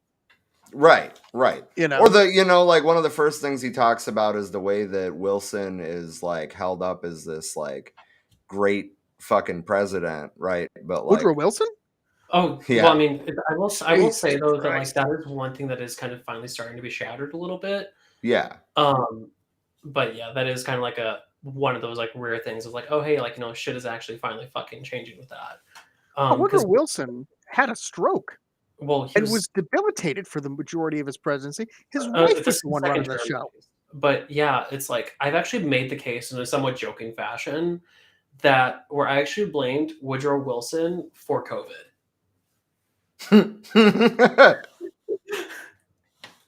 What? Yes. I know it sounds absolutely ridiculous, but basically, if the line of thought went, or my line of thinking went, if Teddy Roosevelt or Taft would have won in 1912, then the U.S. would have gotten into World War I sooner, which would have meant that Lenin probably never would have won the Russian Revolution, or the Bolsheviks never would have won the Russian Revolution, and then the Chinese communists don't have the support that they need from the Soviets in order to be able to win the Chinese Civil War. And then basically like another line of thought that's absolutely ridiculous, where the basically fucking Rube Goldberg of international politics. What was that? It's like the Rube Goldberg experiment of international politics. Yep. And I actually won a $25 bet off of that once because I was like, I bet you I can make the case where I can blame Wilson for COVID. And someone was like, no, you fucking can't. So I actually went through everything, and they're like, fuck. So I was $25 richer. Yeah. And yes, I do acknowledge how fucking stupid it is. No, I'm proud of you. And yes, I was drunk when I came up with that, just in case if anyone is wondering. It's cool that you can think that straight while drinking. You can I'm think Russian. What better, the fuck do you expect? You can think better while drinking than Rob can when sober. So that's a treat. I mean, it depends on the situation, but yeah, it's largely true. To be fair, I think you operate better high anyway. So Wait, who, me? No, I don't do drugs. Rob is Oh, perpetually stoned. I remember meeting him for the first time. We get in the car and we're me and my girlfriend were driving home, and she says to me, she goes, "You think Rob smokes weed?"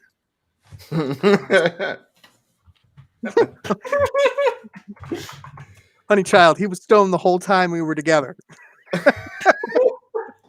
God, that's like, it's just like so funny though. Whenever, and I still like how like that's one of those things where it's like there's still a bit of you know, do you think so and so smokes weed? Is like, why don't you just ask the motherfucker? Like, if you're gonna ask a question, just fucking ask, right? Well, I don't think it was like a secretive thing. I think she was asking me because she wanted to smoke with him. That was really the reason. That's like, oh, you think he smokes? Because I'd love to have him over. I mean, I think it's one of those things where, like, I will say, if it's something that's illegal, it's like I do understand that. Because like if someone just walked up to me one day, I was like, "Hey, do you do coke?" I'd be like, "I don't want to talk with you without having a lawyer present." Yeah. Which, for the record, no, I don't do coke. So I have never been wild about smoking weed, and I'll tell you. Okay, so I'm going to tell you this story that it will inevitably be interrupted, but it's a great story. I hate Fish and like the band and the Grateful Dead. I just think it's children's music for adults. It's not my cup of tea. I know people will probably, I'll get hate mail for that, but I don't care. So anyway, but my friends really love Fish. I just hang out with stoners, so they love that music. So I get I'm a this stoner and I don't love Fish. Thank Christ. Yeah, but you're a heavy metal stoner. It's different. So I get a request to go to this Fish concert. I'm living in Lebanon, New Hampshire, which is right on the border of Vermont, and Fish is big in Vermont. So they're doing their farewell tour for the 30th time, and they're up in Vermont, and they're going to do a show. And they're like, okay, so we have to go to this. So I park along the highway because that's the only way to get there. Because cars are parked forever away. And so we end up going to this Fish concert, and it's actually kind of neat. They do this whole big show, and I'm super excited about being there because I can hang out with these cool friends of mine, even though it's going to be to like the Wiggles for adults theme songs. And so somebody at some point passes around a joint. Now, I'm not, like I said, I'm not wild about smoking weed, but whatever, I'll figure out, when in Rome, right? And this is me doing as Romans do. So I smoke a little weed, I pass it along. A little bit later, I feel like I have to go to the bathroom. So I get up, all right, guys, I gotta go to the bathroom. So I start walking, I'm feeling a little funny. And I see that the stalls are all taken by people doing cocaine and fucking. So I said, okay, well, I can't use those. So I got to go away and use the woods.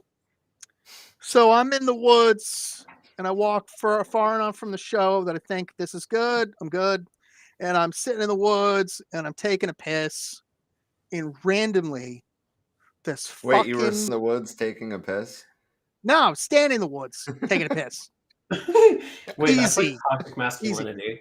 So, yeah. Quit with your toxic masculinity, Rob.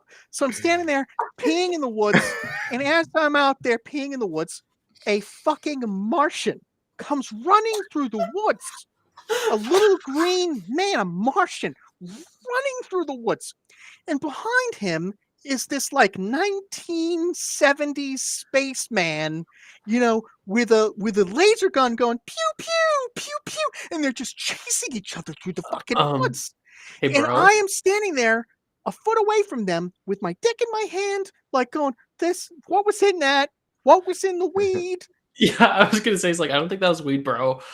So I make my way back to the blanket where all my friends are, and I said, Jesus Christ, guys, don't let me out of your sight. I need the buddy system right now because I am fucked, right? So, okay. So The next day, people are like, dude, are you okay? What happened? And I told them the story. And they were like, oh, no, they were part of the show. They literally had people dress up as aliens and spacemen running around. And I had just been like, and they just watching like I'd been freaked the fuck out by this alien and this spaceman. It was all part of the show. All part of the show. So I was fine. Those were real people. I wasn't as high as I thought I was. I didn't think somebody had slipped PCP into my weed. But that experience has stopped me from partaking for the most part. I don't blame you. Yeah. Yeah, I don't blame you. God, because I thought I had some really weird, definitely not drug stories from my old job. Yeah, that beats all my stories that I have. I don't. Like, Holy shit. That's crazy. I've never gone back to another Fish show. Even though their farewell tour, they had another farewell tour, like 6 of them after that. I never went to another one. that's just like, Yeah. I don't even know what to even say it. Like, holy fucking shit. Yeah. Yeah. All real. They have interesting art though. They do put on a good show. I won't say that they don't put on a good show. They do a great job. That is. Yeah. They do a great job at being fish. Sorry,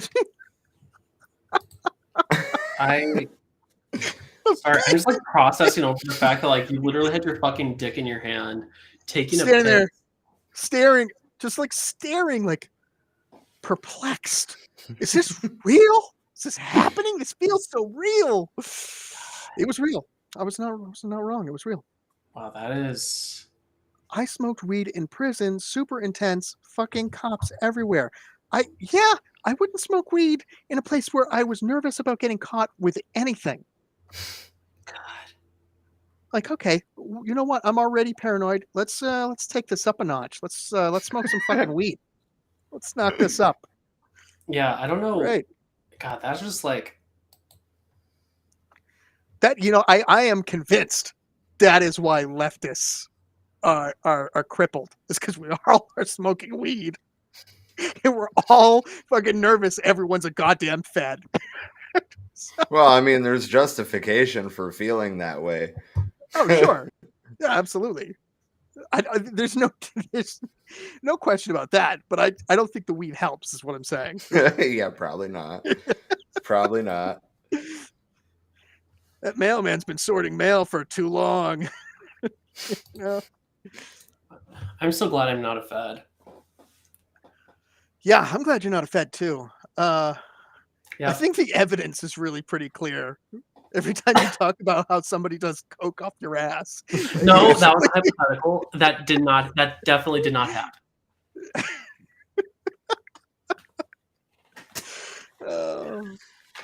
I have to tell one story though. Let's have it. Mildly infuriating, not as fun as the last one. Purely hypothetical.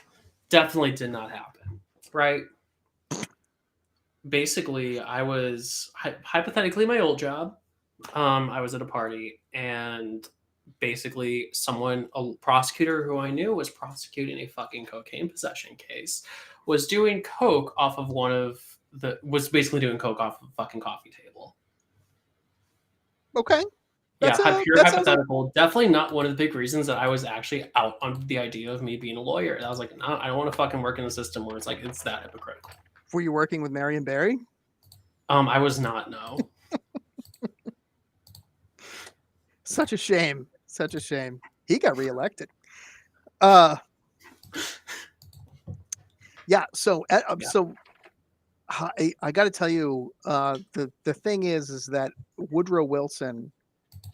Go through. I didn't know this is a huge jump back, but Woodrow Wilson. I read this. Whiplash over here. Jesus Christ. I know. I'm sorry. Where was it? Shit. Swear to God, I'm sober. So Woodrow Wilson was no longer seen as like the god of the universe anymore. Read a whole thing about how his wife ended up like signing all of his shit. and she ended up running the country after he had a major stroke or something. And it's actually well documented now that we had our first female president, because they were hiding the fact that he had been so damaged. Yeah, like literally to the point where he pretty much had no cognitive function, is what it Yeah. sounds like. Well, you can debate whether that started earlier. Yes, you can say that started before the stroke, but I digress. Now wasn't he the one that played Birth of a Nation? Yep, that was him. Excellent. I would actually make the case that he was the most racist post-Civil War president we've ever had. Terrific. Which essentially is the case that the author of Lies My Teacher Told Me was making. That he was a racist. I mean, since we're doing this whiplash thing, there's Corbin said in the comments that a lot of perspective was given to him on Native American relations, I guess we should say, to keep it, sanitary textbook form. But like, I mean, like a lot of people, kind of just assume that like the northern states weren't also slave states, or that the slave trade was explicitly African. But, like 20 miles from where I live is was one of the oldest slave markets in this country. Right. And I'm in New England. I'm not below the Mason-Dixon line at all. Right. Yeah. Right. Or that, Europe was somehow innocent in all of that. Right. Like the Dutch hadn't had their hands deeply ingrained in that whole thing. Yeah. All right.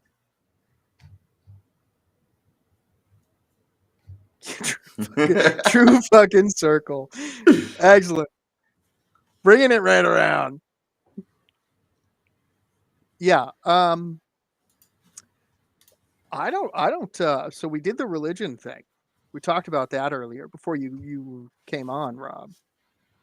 I mean, I was there for some of it, but I wasn't talking. I was driving. Yeah. Yeah, hard to take part in the conversation when you're focused on getting home as fast as possible. And the person in front of me is doing like 10 under the speed limit for no reason. Yeah. And the person behind me's got their brights on and riding my ass. Like, welcome. Come on, New England, get your shit together. Rhode Island is terrific in that way. They're the worst drivers, I think, in the country. They're the only place with that speed up and work zones and slow down on regular roads. It's just crazy to me. Like, who are they? Do they think they get points for hitting people here? Like, every Rhode Islander parks like has to hit like 3 spots with their car. Like, they have to park like horizontally. It's the worst fucking place to drive ever. I don't know, man. Like, I'm pretty used to Rhode Island drivers at this point, but I'm mad when I go to Boston. But here's the thing, right? So Boston in Massachusetts, drivers are predictable. That's the thing, right? You can rest assured that everybody around you is trying to get where they're going as fast as possible. Every single one of them, an asshole. And that includes yours truly. I am also an asshole when driving. That's not a question, right? And you have to kind of learn how to drive here, but once you get it, it's reliable. Everybody's an asshole. You can just rely on that. In New Hampshire, different story. Some people are really nice. They stop and they let you go. And you're like, why the fuck are you letting them go? Now I gotta wait for you to let them go. That's not a thing. That shouldn't be a thing, right? Horrible. But in Massachusetts, you would never see that happen. Nobody would ever let you go. You wait your fucking turn, right? That's the thing, right? And you can predictably see that the person who is pulling out, all right, is probably going to try and sneak in, even though there's not enough space to do so. But it's predictable. Oh, dude, Always, like 100%. here they will. Like, oh, there's not room there. I'm going anyway. I'm Yeah. so glad I live in Arizona where I'm the only asshole on the road. Okay, but like in Arizona, everything's street legal. Like you could, like there's just every fucking, like there's somebody with a moped out there driving on the main road, you know? And then there's some bitch in a gold 2000 Honda Civic with the front bumper half hanging off after it was hit by her HOA secretary. Yeah. You look like something that's already been cut through by the jaws of life and that's still on the fucking road. Like how is that possible? Also, in case that sounded oddly specific, Yeah. would you like to see a picture of my gold 2000 Honda Civic with the front bumper hanging off after it was hit by my HOA secretary? Don't worry. It was inspected 30 years ago. That car's fine. Oh no, it's never been inspected. It's Yeah. registered in Illinois. It's registered in Illinois, so yeah, I don't have safety inspections. Jesus Christ. Right. Well, Arizona doesn't do safety anyway. They just do emissions. Oh yeah, and also my tags in Illinois are definitely current, just to be clear. I still have Arizona plates on my car, and they expire this month, and I'm super thrilled about that. Yeah, my GTI or my Volkswagen's tags are expired. Well, the sticker itself is old because I lost the new sticker, and I'm just like, yeah, it's like it looks over a year expired, and I just like don't even care because I'm like, fuck it. When my girlfriend first moved down here, I had to teach her how to live in Massachusetts, because it's a different fucking world than New Hampshire. In New Hampshire, you're walking down the street, people say, "Hi, how you doing? How's it going today?" Right? In Hey guys, Massachusetts, if you do that, people are like, "Are you fucking crazy? Who are you?" I actually have some breaking news that actually just came out here a couple minutes ago. So the Cleveland Browns have just hired a new HR director who's going to be tasked with coordinating group activities for the team. Former officer Megan Hall, in Mrs. Hall, has issued a statement saying, "quote I'm thrilled to bang out all my trainings and get to the grind. Whether on the clock or not, I want everyone in the org to know my availability is wide open." End quote. Wow. Well, So glad she's- congratulations to the Cleveland Browns on their new hire. I'm glad they could fill that slot. Yeah, me too. Yeah. I mean, I'm sure that it was a very wide hole to fill. There was a big gap in their training. Yeah. A gaping hole, if you will. It'll probably be a tough one to swallow. Oh shit. Where was I with this? So teaching my girlfriend to become a masshole, if you will, which fits in with our previous conversation. So in order for her to learn how to be a masshole, she asked me while we were driving, like, why don't people use blinkers? And I'll tell you why. In Massachusetts, you don't use blinkers on the highway because people are protective of their lane. And you get that way the longer you stay here. Like people are like, "Oh, that person's trying to get in my fucking lane." There could be nobody on the road except for you two people. And you have to like, "Oh no, you're not getting in my lane." You gotta hurry up and block them from getting in your lane. Happens every time. It's crazy, but that's a thing. That's a real thing. That's beautiful. That is truly beautiful. People are crazy here. We had she came down here and lived in New Hampshire, and she lived in New Hampshire for years. She moved down here to Massachusetts, and she would not leave the apartment for like a year and a half because she was terrified of going anywhere because she'd always heard these horrible stories about how horrible Boston was and how she might just get shanked walking down the street. I'm from St. Louis. You got to worry about getting shot. So like getting shanked doesn't scare me because I'm probably carrying out to shoot you from a fucking distance.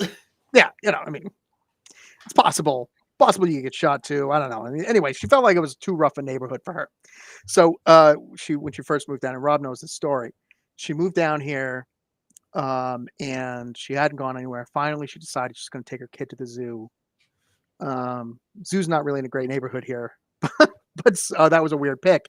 So she decided she was going to take her son to the zoo.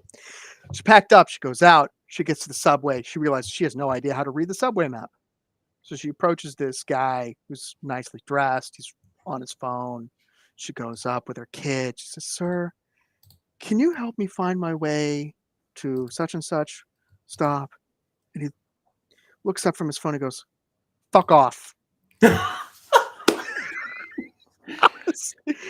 end of that conversation, it's like that was her first journey out, was to ask this douchebag where to go.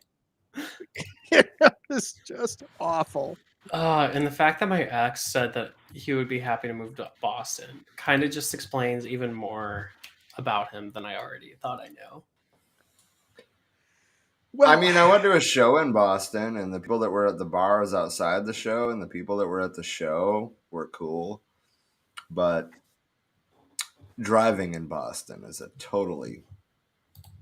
I hate it. I hate it. Do you know what I hate?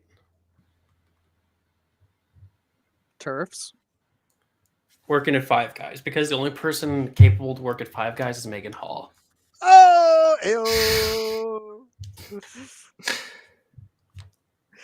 There was that challenge. You know, they said, say something that you can say in bed that you could also say at dinner, and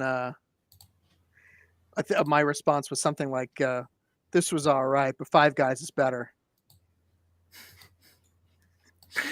Well, I mean, you did hear the Five Guys is actually being sued for fraud, though, right?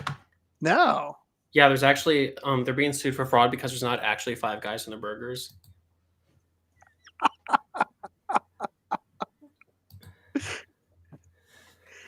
They had the sign where, you know, like the Five Guys was lit up and the F had faded, so it just looked like Four Guys.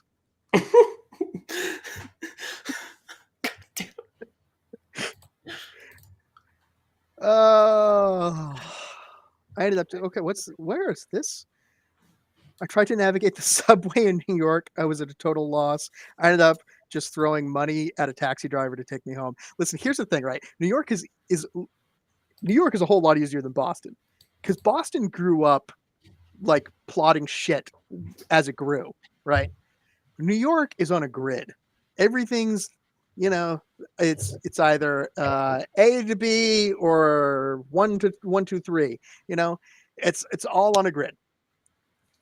Trying to navigate New York City, relatively simple compared to Boston, where they were just like, "Oh, we need a road to get to this place. Ah, fuck it, we'll just stick it here," you know. And then the next week they're like, "Oh, we need another road because we got places over here. Oh, let's fucking put a road there."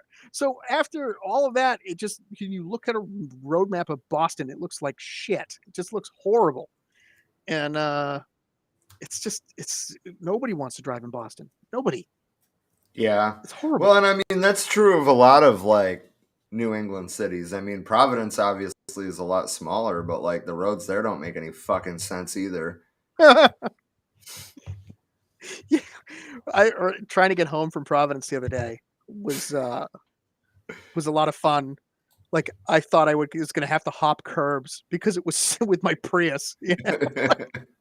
Because there's like 3 different intersections all connected, and like you have to like try and get to the right one. You know, I'm like, I'm never going to find my way home. This is awful. And this is why I would really only want to live in a newer city, honestly, like Phoenix, because it's like it's not that. It's a grid, and like the valley kind of just like extends out indefinitely in a fucking square. Like, yeah. And like honestly, the really nice thing about Phoenix, and this is one thing that the city doesn't get enough credit for, is how incredible its highway system is. Because you have the 101, you have the 202, and then you have I-10, obviously. Then you also have US 60 and like SR 51, like all these other fucking state routes are just freeways where it's like you can just get off on your fucking exit. And really, as awful as traffic can be there, can you imagine if their freeway system wasn't as well planned out as it is? Like if it was like fucking Tucson, holy shit. Because Tucson has one freeway. Fucking one. And it's I-10. Other than that, you are driving through the fucking city. yeah. I got to tell you, you know what would fix all of this road problems? More roads. Socialism. Well, yeah, That would because fucking we'd fix be taking the fucking train. it. Yeah, you know, to fix our highway problems, high-speed rail. That would fix our highway problem. Well, yeah, and then because I would be the because then as General Secretary of the Socialist Republic, I would be the one who's on the road all the time, just going fast as fuck. Fast as Volkswagen. fuck. Yeah, poor Corbin would have to figure out what train to take. Sorry. Already paying a cab to get him where he's going because he can't figure out the If you subway. need to figure it out, you can go to one of the collective cocaine farms that we have. Yeah. Communal farms, growing whatever crop they desire. Utah was very great. I get lost everywhere, and I couldn't for the life of me get lost in that state. Well, that's the state you don't want to get lost in either. I don't know that I want to go to Utah. Let I will alone say- get lost in Utah. Yeah, I want to say that, like, for me, I wouldn't mind getting lost in a city as much as I would getting lost in a rural area. Because, like, I still remember I had to take a shit when I was driving back to Tucson from St. Louis. It's already a good story. Yeah, but in all honesty, though, like, and I really had to go, and I remember I was in Oklahoma, and I was gonna go to a truck stop, and like I remember seeing like this one chick just like fucking stare me down the moment I walked into the truck stop, and as I was like walking over to the restroom, like she just like glared at me and just like started following me, and I'm like, guess I'm not going here, and it's just like one of those things where I'm like, yeah, like I've never, and like I didn't even say anything. It's like she was literally clocking me based entirely off my appearance. And the fact that I felt like very unsafe to use the bathroom was like one of those moments where I'm like, okay, and this is why I'm sticking only to the freeways unless I have to. Was she looking for a hookup? I could tell she very much was not. Oh. Yeah, it was not Yeah. that kind of, yeah, it was the not safe kind. So like, I can, go ahead. I have so for me, I can't pick up on those vibes. Here's another story time with Scott. So I suffer from what's called poop fright, right? I can't poop where other people can hear or see. I'm going to be away from people when I go to the bathroom, right? So I have a location plotted out wherever I go where the bathrooms are far enough from the regular area, right? Yeah. So I picked in the mall, there's in the Macy's, in the women's lingerie department, there's a bathroom for the men. And it's got layered doors. You go through one, there's a fucking antechamber, and then there's a second one, and you go in and you do your business. That's a perfect place to go to the bathroom. Nobody's going to bother you. You know, it's got the antechamber to block sound and smell. You're great. Doing an awesome job. Good location, perfect location. So I've used this bathroom a few times, right?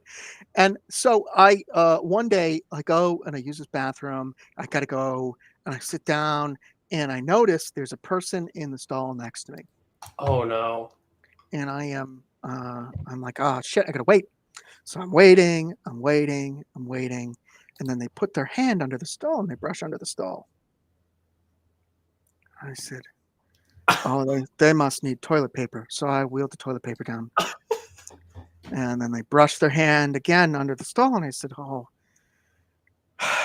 it's not far down enough. So I'm going to wheel out a little more toilet paper so it hits the floor so they can pull a little bit, right? And they didn't need the toilet paper. They grabbed my ankle, right? And I don't know why. I thought I was being robbed. Okay. Don't know what logic there was to that, but I thought I was being robbed. God. So I kicked away and I ran out of the bathroom and I drove home. And at the time, my brother-in-law, my ex-brother-in-law now, was having a conversation with me, and I told him the story. I was like, this is terrifying. I almost got robbed in the bathroom at Macy's. and he's a wonderful, flamboyantly homosexual young man who was like, "Oh no, he didn't want to rob you. What do you mean he didn't want to rob you? He wanted to blow you." And I was like, "Oh, what?" No, did that make you feel better or worse? Well, worse, because I gave up on an opportunity for a free blowjob. But you know, God, fuck. but I mean, Jesus, honestly, I never knew. You know, like with you, I thought, oh well, maybe she's trying to for a hookup. But yeah. yeah, I'm not going to comment on how much I used to charge, or hypothetically used to charge for blowjobs, but it was a lot more. It would be a lot more than free. yeah. I guess anything that you would charge would be a lot more than free. Yeah. Yeah. Let me phrase it this way: it would be more than I made this week on cam. Wow. Which has not been much, I will admit, but it's more than the past 2 weeks put together. Yeah, Hypothetically speaking, I would be expensive. That is expensive. Yeah. Yeah. Well, like, I mean, just in order, like, and this is like me not even being hypothetical, but like, if someone would want to say, "Hey, how much would you charge for me to go out on a date with you?" Like for my time, it would be $400 an hour plus you would pay for everything. $400 an hour? Yeah, just for me to be there. And then I would pay for everything. Everything, yeah, you pay for, like, let's say we're going to dinner, that was gonna be 2 hours, that would be $800 plus you would pay for my transportation costs, plus you also pay for food. If I'm paying $400, we're skipping dinner. I just want to let you know that. Then you're going to be paying a little bit extra on top of that. I'm just saying that it seems excessive. Yeah. Just. But yeah, you're like, that seems excessive, and she's like, yeah. No, I could charge more if I wanted to. Hypothetically speaking, of course. I'm not questioning that. I'm saying that for me, that's excessive.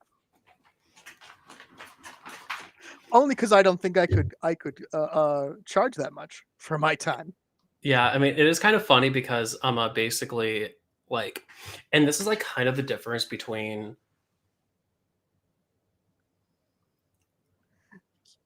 I have not done the parallels, but it would make sense because I literally said last, and this is to something that Danielle said in the comments.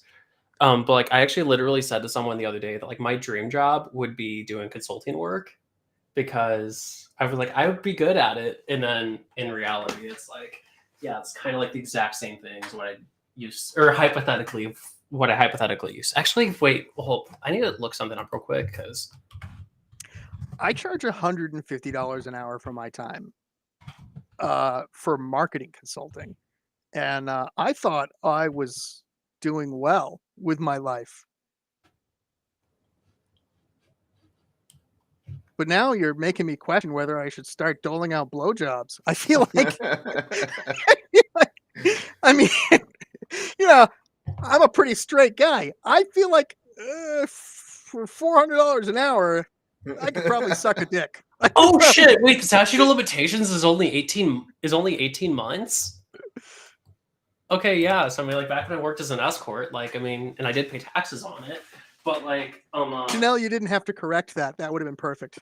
Well, no, but I mean, like, it's just one of those things where I was actually curious because, like, I thought it was 18 months. I just couldn't remember, so I didn't want to be dumb. But yeah, like, seriously though, it's like it was one of those situations where it's like, yeah, like if you wanted to pay me for my time, like you would start off at 400 on the hour. Which is kind of do I have to wear the train conductor hat? Do you accept EBT?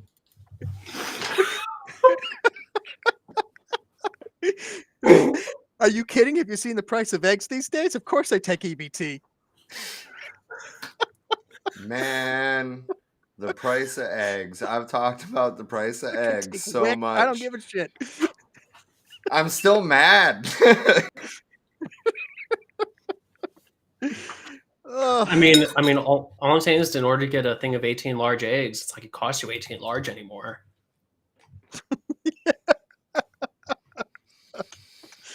Ay, ay, ay. Bring me someplace nice for dinner.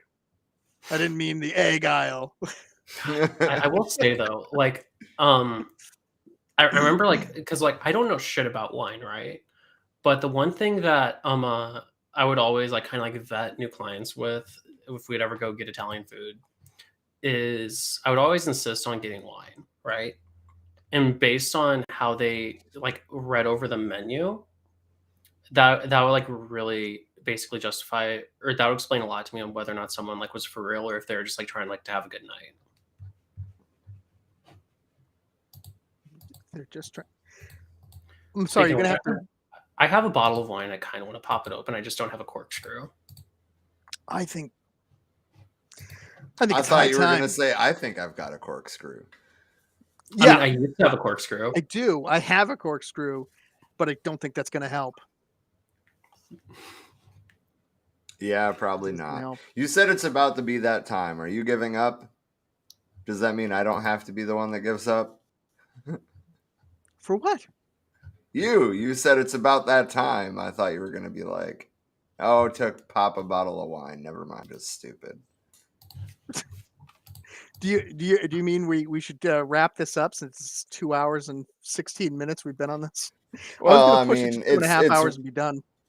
I mean, that's fine. You guys can, but I'm going to take off because it's, going on 1:30 in the morning. And I haven't really hung Okay. out with Emily today, Okay, so what Danielle important. commented, and I just want to throw this out there before we end it. Danelle, it's Danelle. Danelle, I'm fucking blind. I'm sorry. Danelle! Basically it. the thing of the similarities between full service sex work and consulting work. Yeah, that is very fucking true. Except if you're smart, you don't work for a pimp, or if you're able to. I shouldn't say smart. If you're able to, you don't work for a pimp. But yeah. My girlfriend keeps me in line. Rob is using me as an excuse. That is correct. But you're a good excuse, Emily. There's at least that. I hurt my hand. All right, everyone. I what did you do to yourself? Did you try and open the I was bottle like with your pretending to hand? bitch slap you. Oh, yeah, and like I hit my knuckle on like I hit this knuckle like on this knuckle, and it hurt.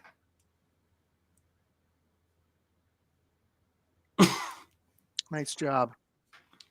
Yeah, that's karma. Do you know who else is good at nice jobs? Oh, heyo. Megan Hall. I knew that was coming. So did she. So when you so when you said that you have to work for a pimp, Danelle said, "Yeah, I have to work for a consulting company." Yeah. We all work for somebody. Somebody's got to pimp. I actually do want to get into like proper consulting though. I'm just kind of like I don't and as funny as it sounds, I don't know how to like find a good consulting company that would allow me to do like fucking remote work.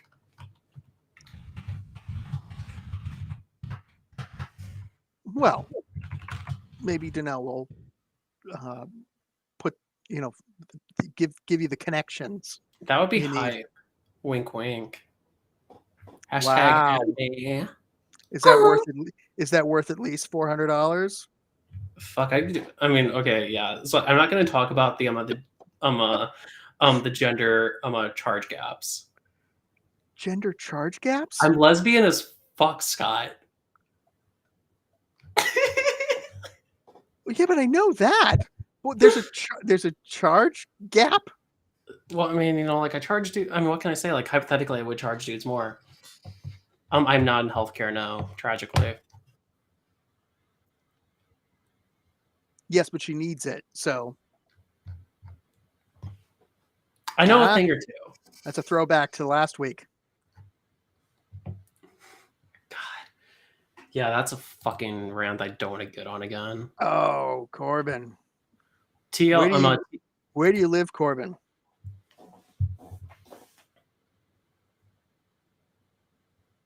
Okay, Corbin doesn't want to tell me. It's a secret.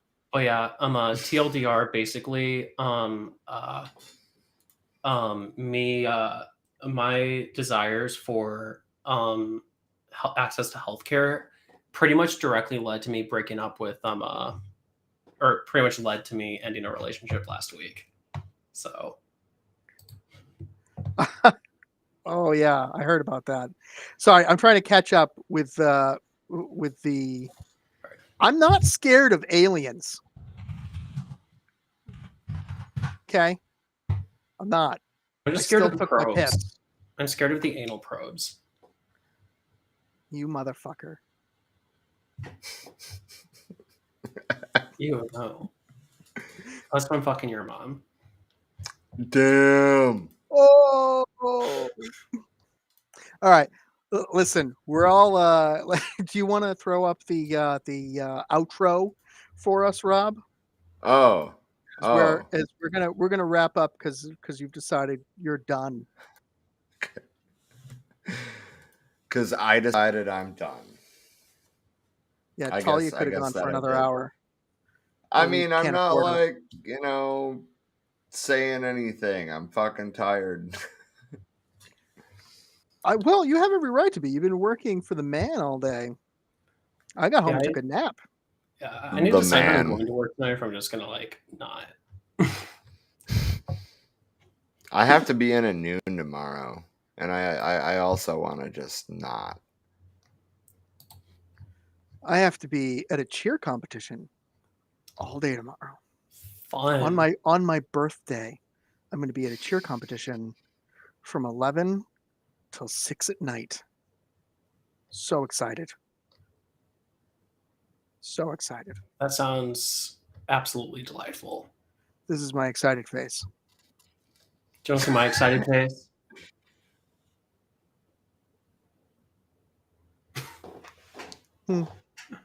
Everybody's saying happy birthday. Oh, happy birthday. Well, Emily and Corbin said happy birthday. Yeah, so I guess. Yay! Why didn't that even click with me, dude? You literally just said tomorrow's my birthday.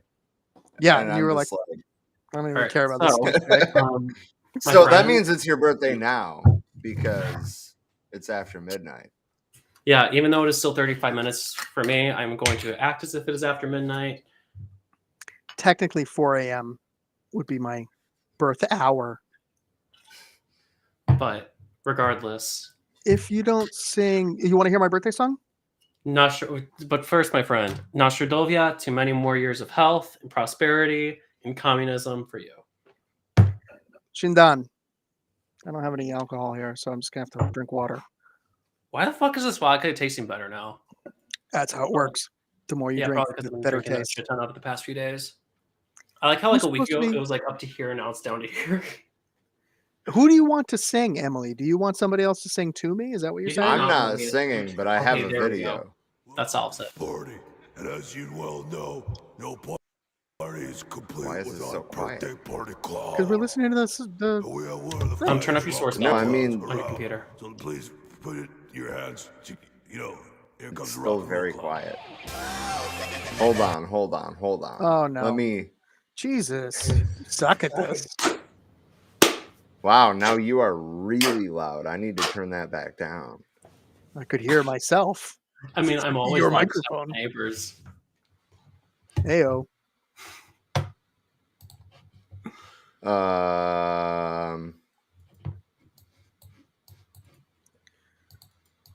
Okay, I had to wait for it to start. I wanted to make sure I could hear it. I'm tired now.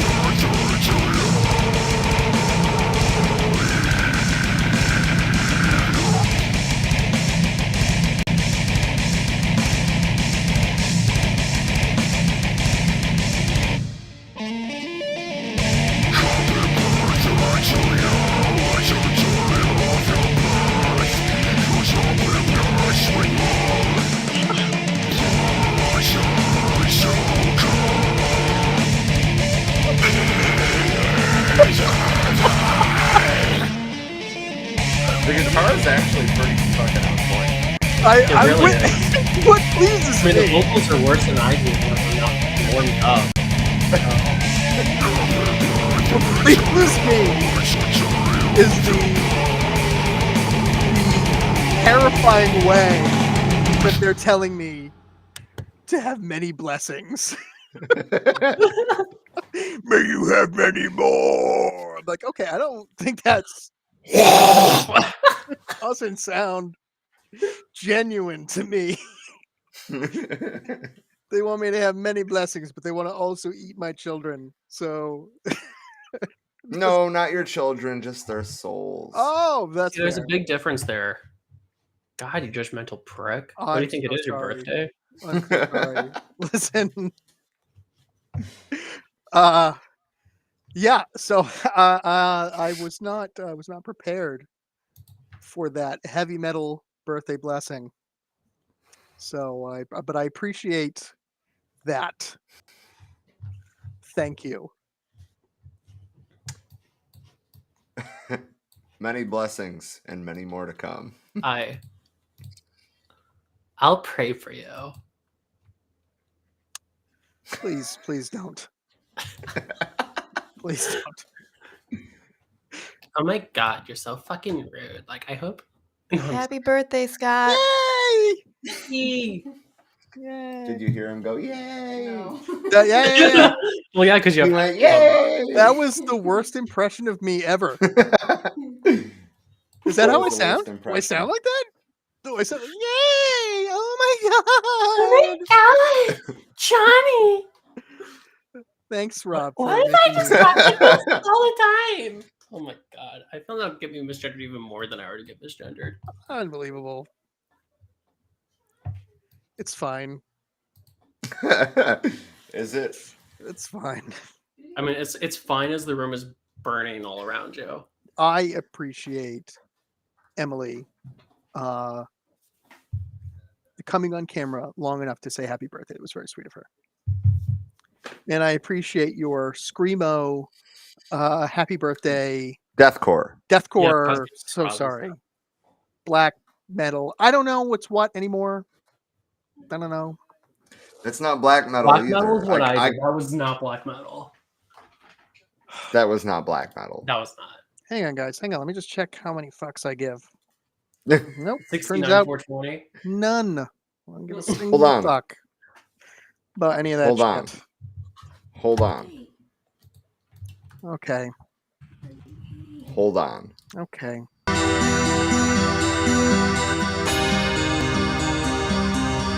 Let's see if this is Wait, what it claims. Like,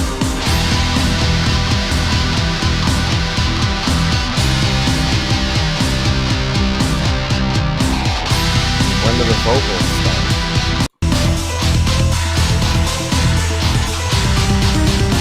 This is actually really fun.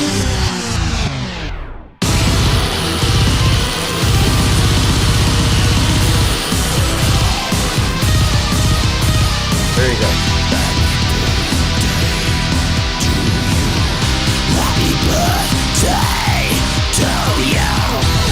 what's the lyrics for the bottom? Yeah.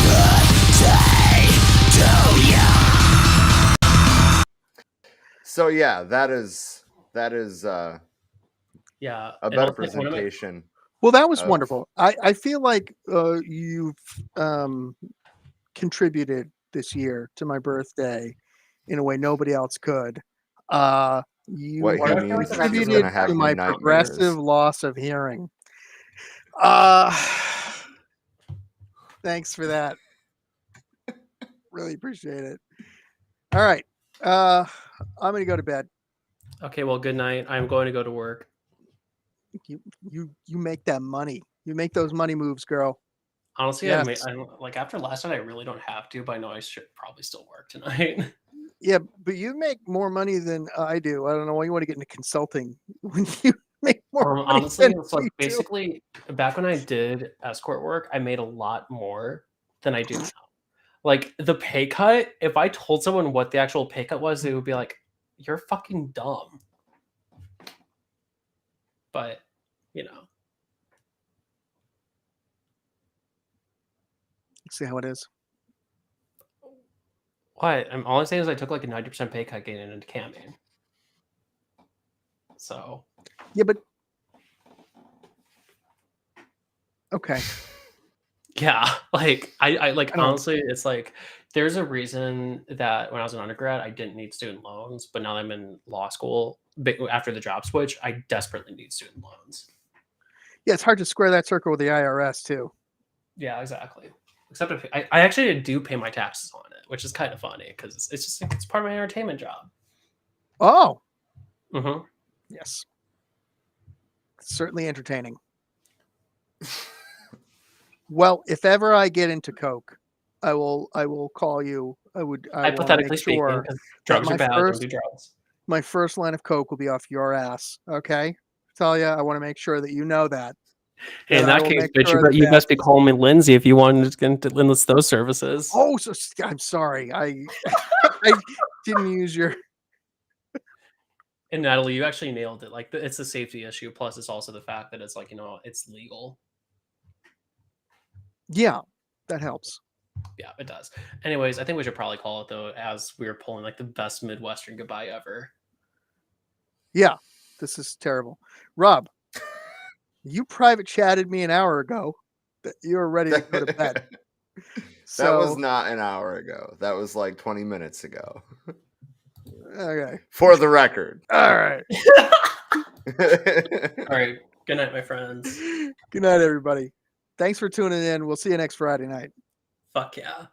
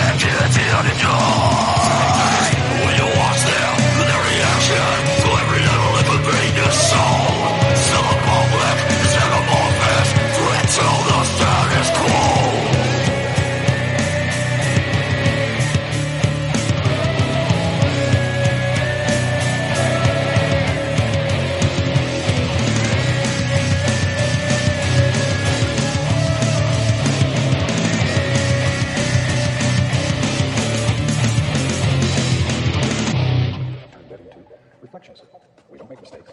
We have happy accidents. Just don't worry about it. Learn how to use what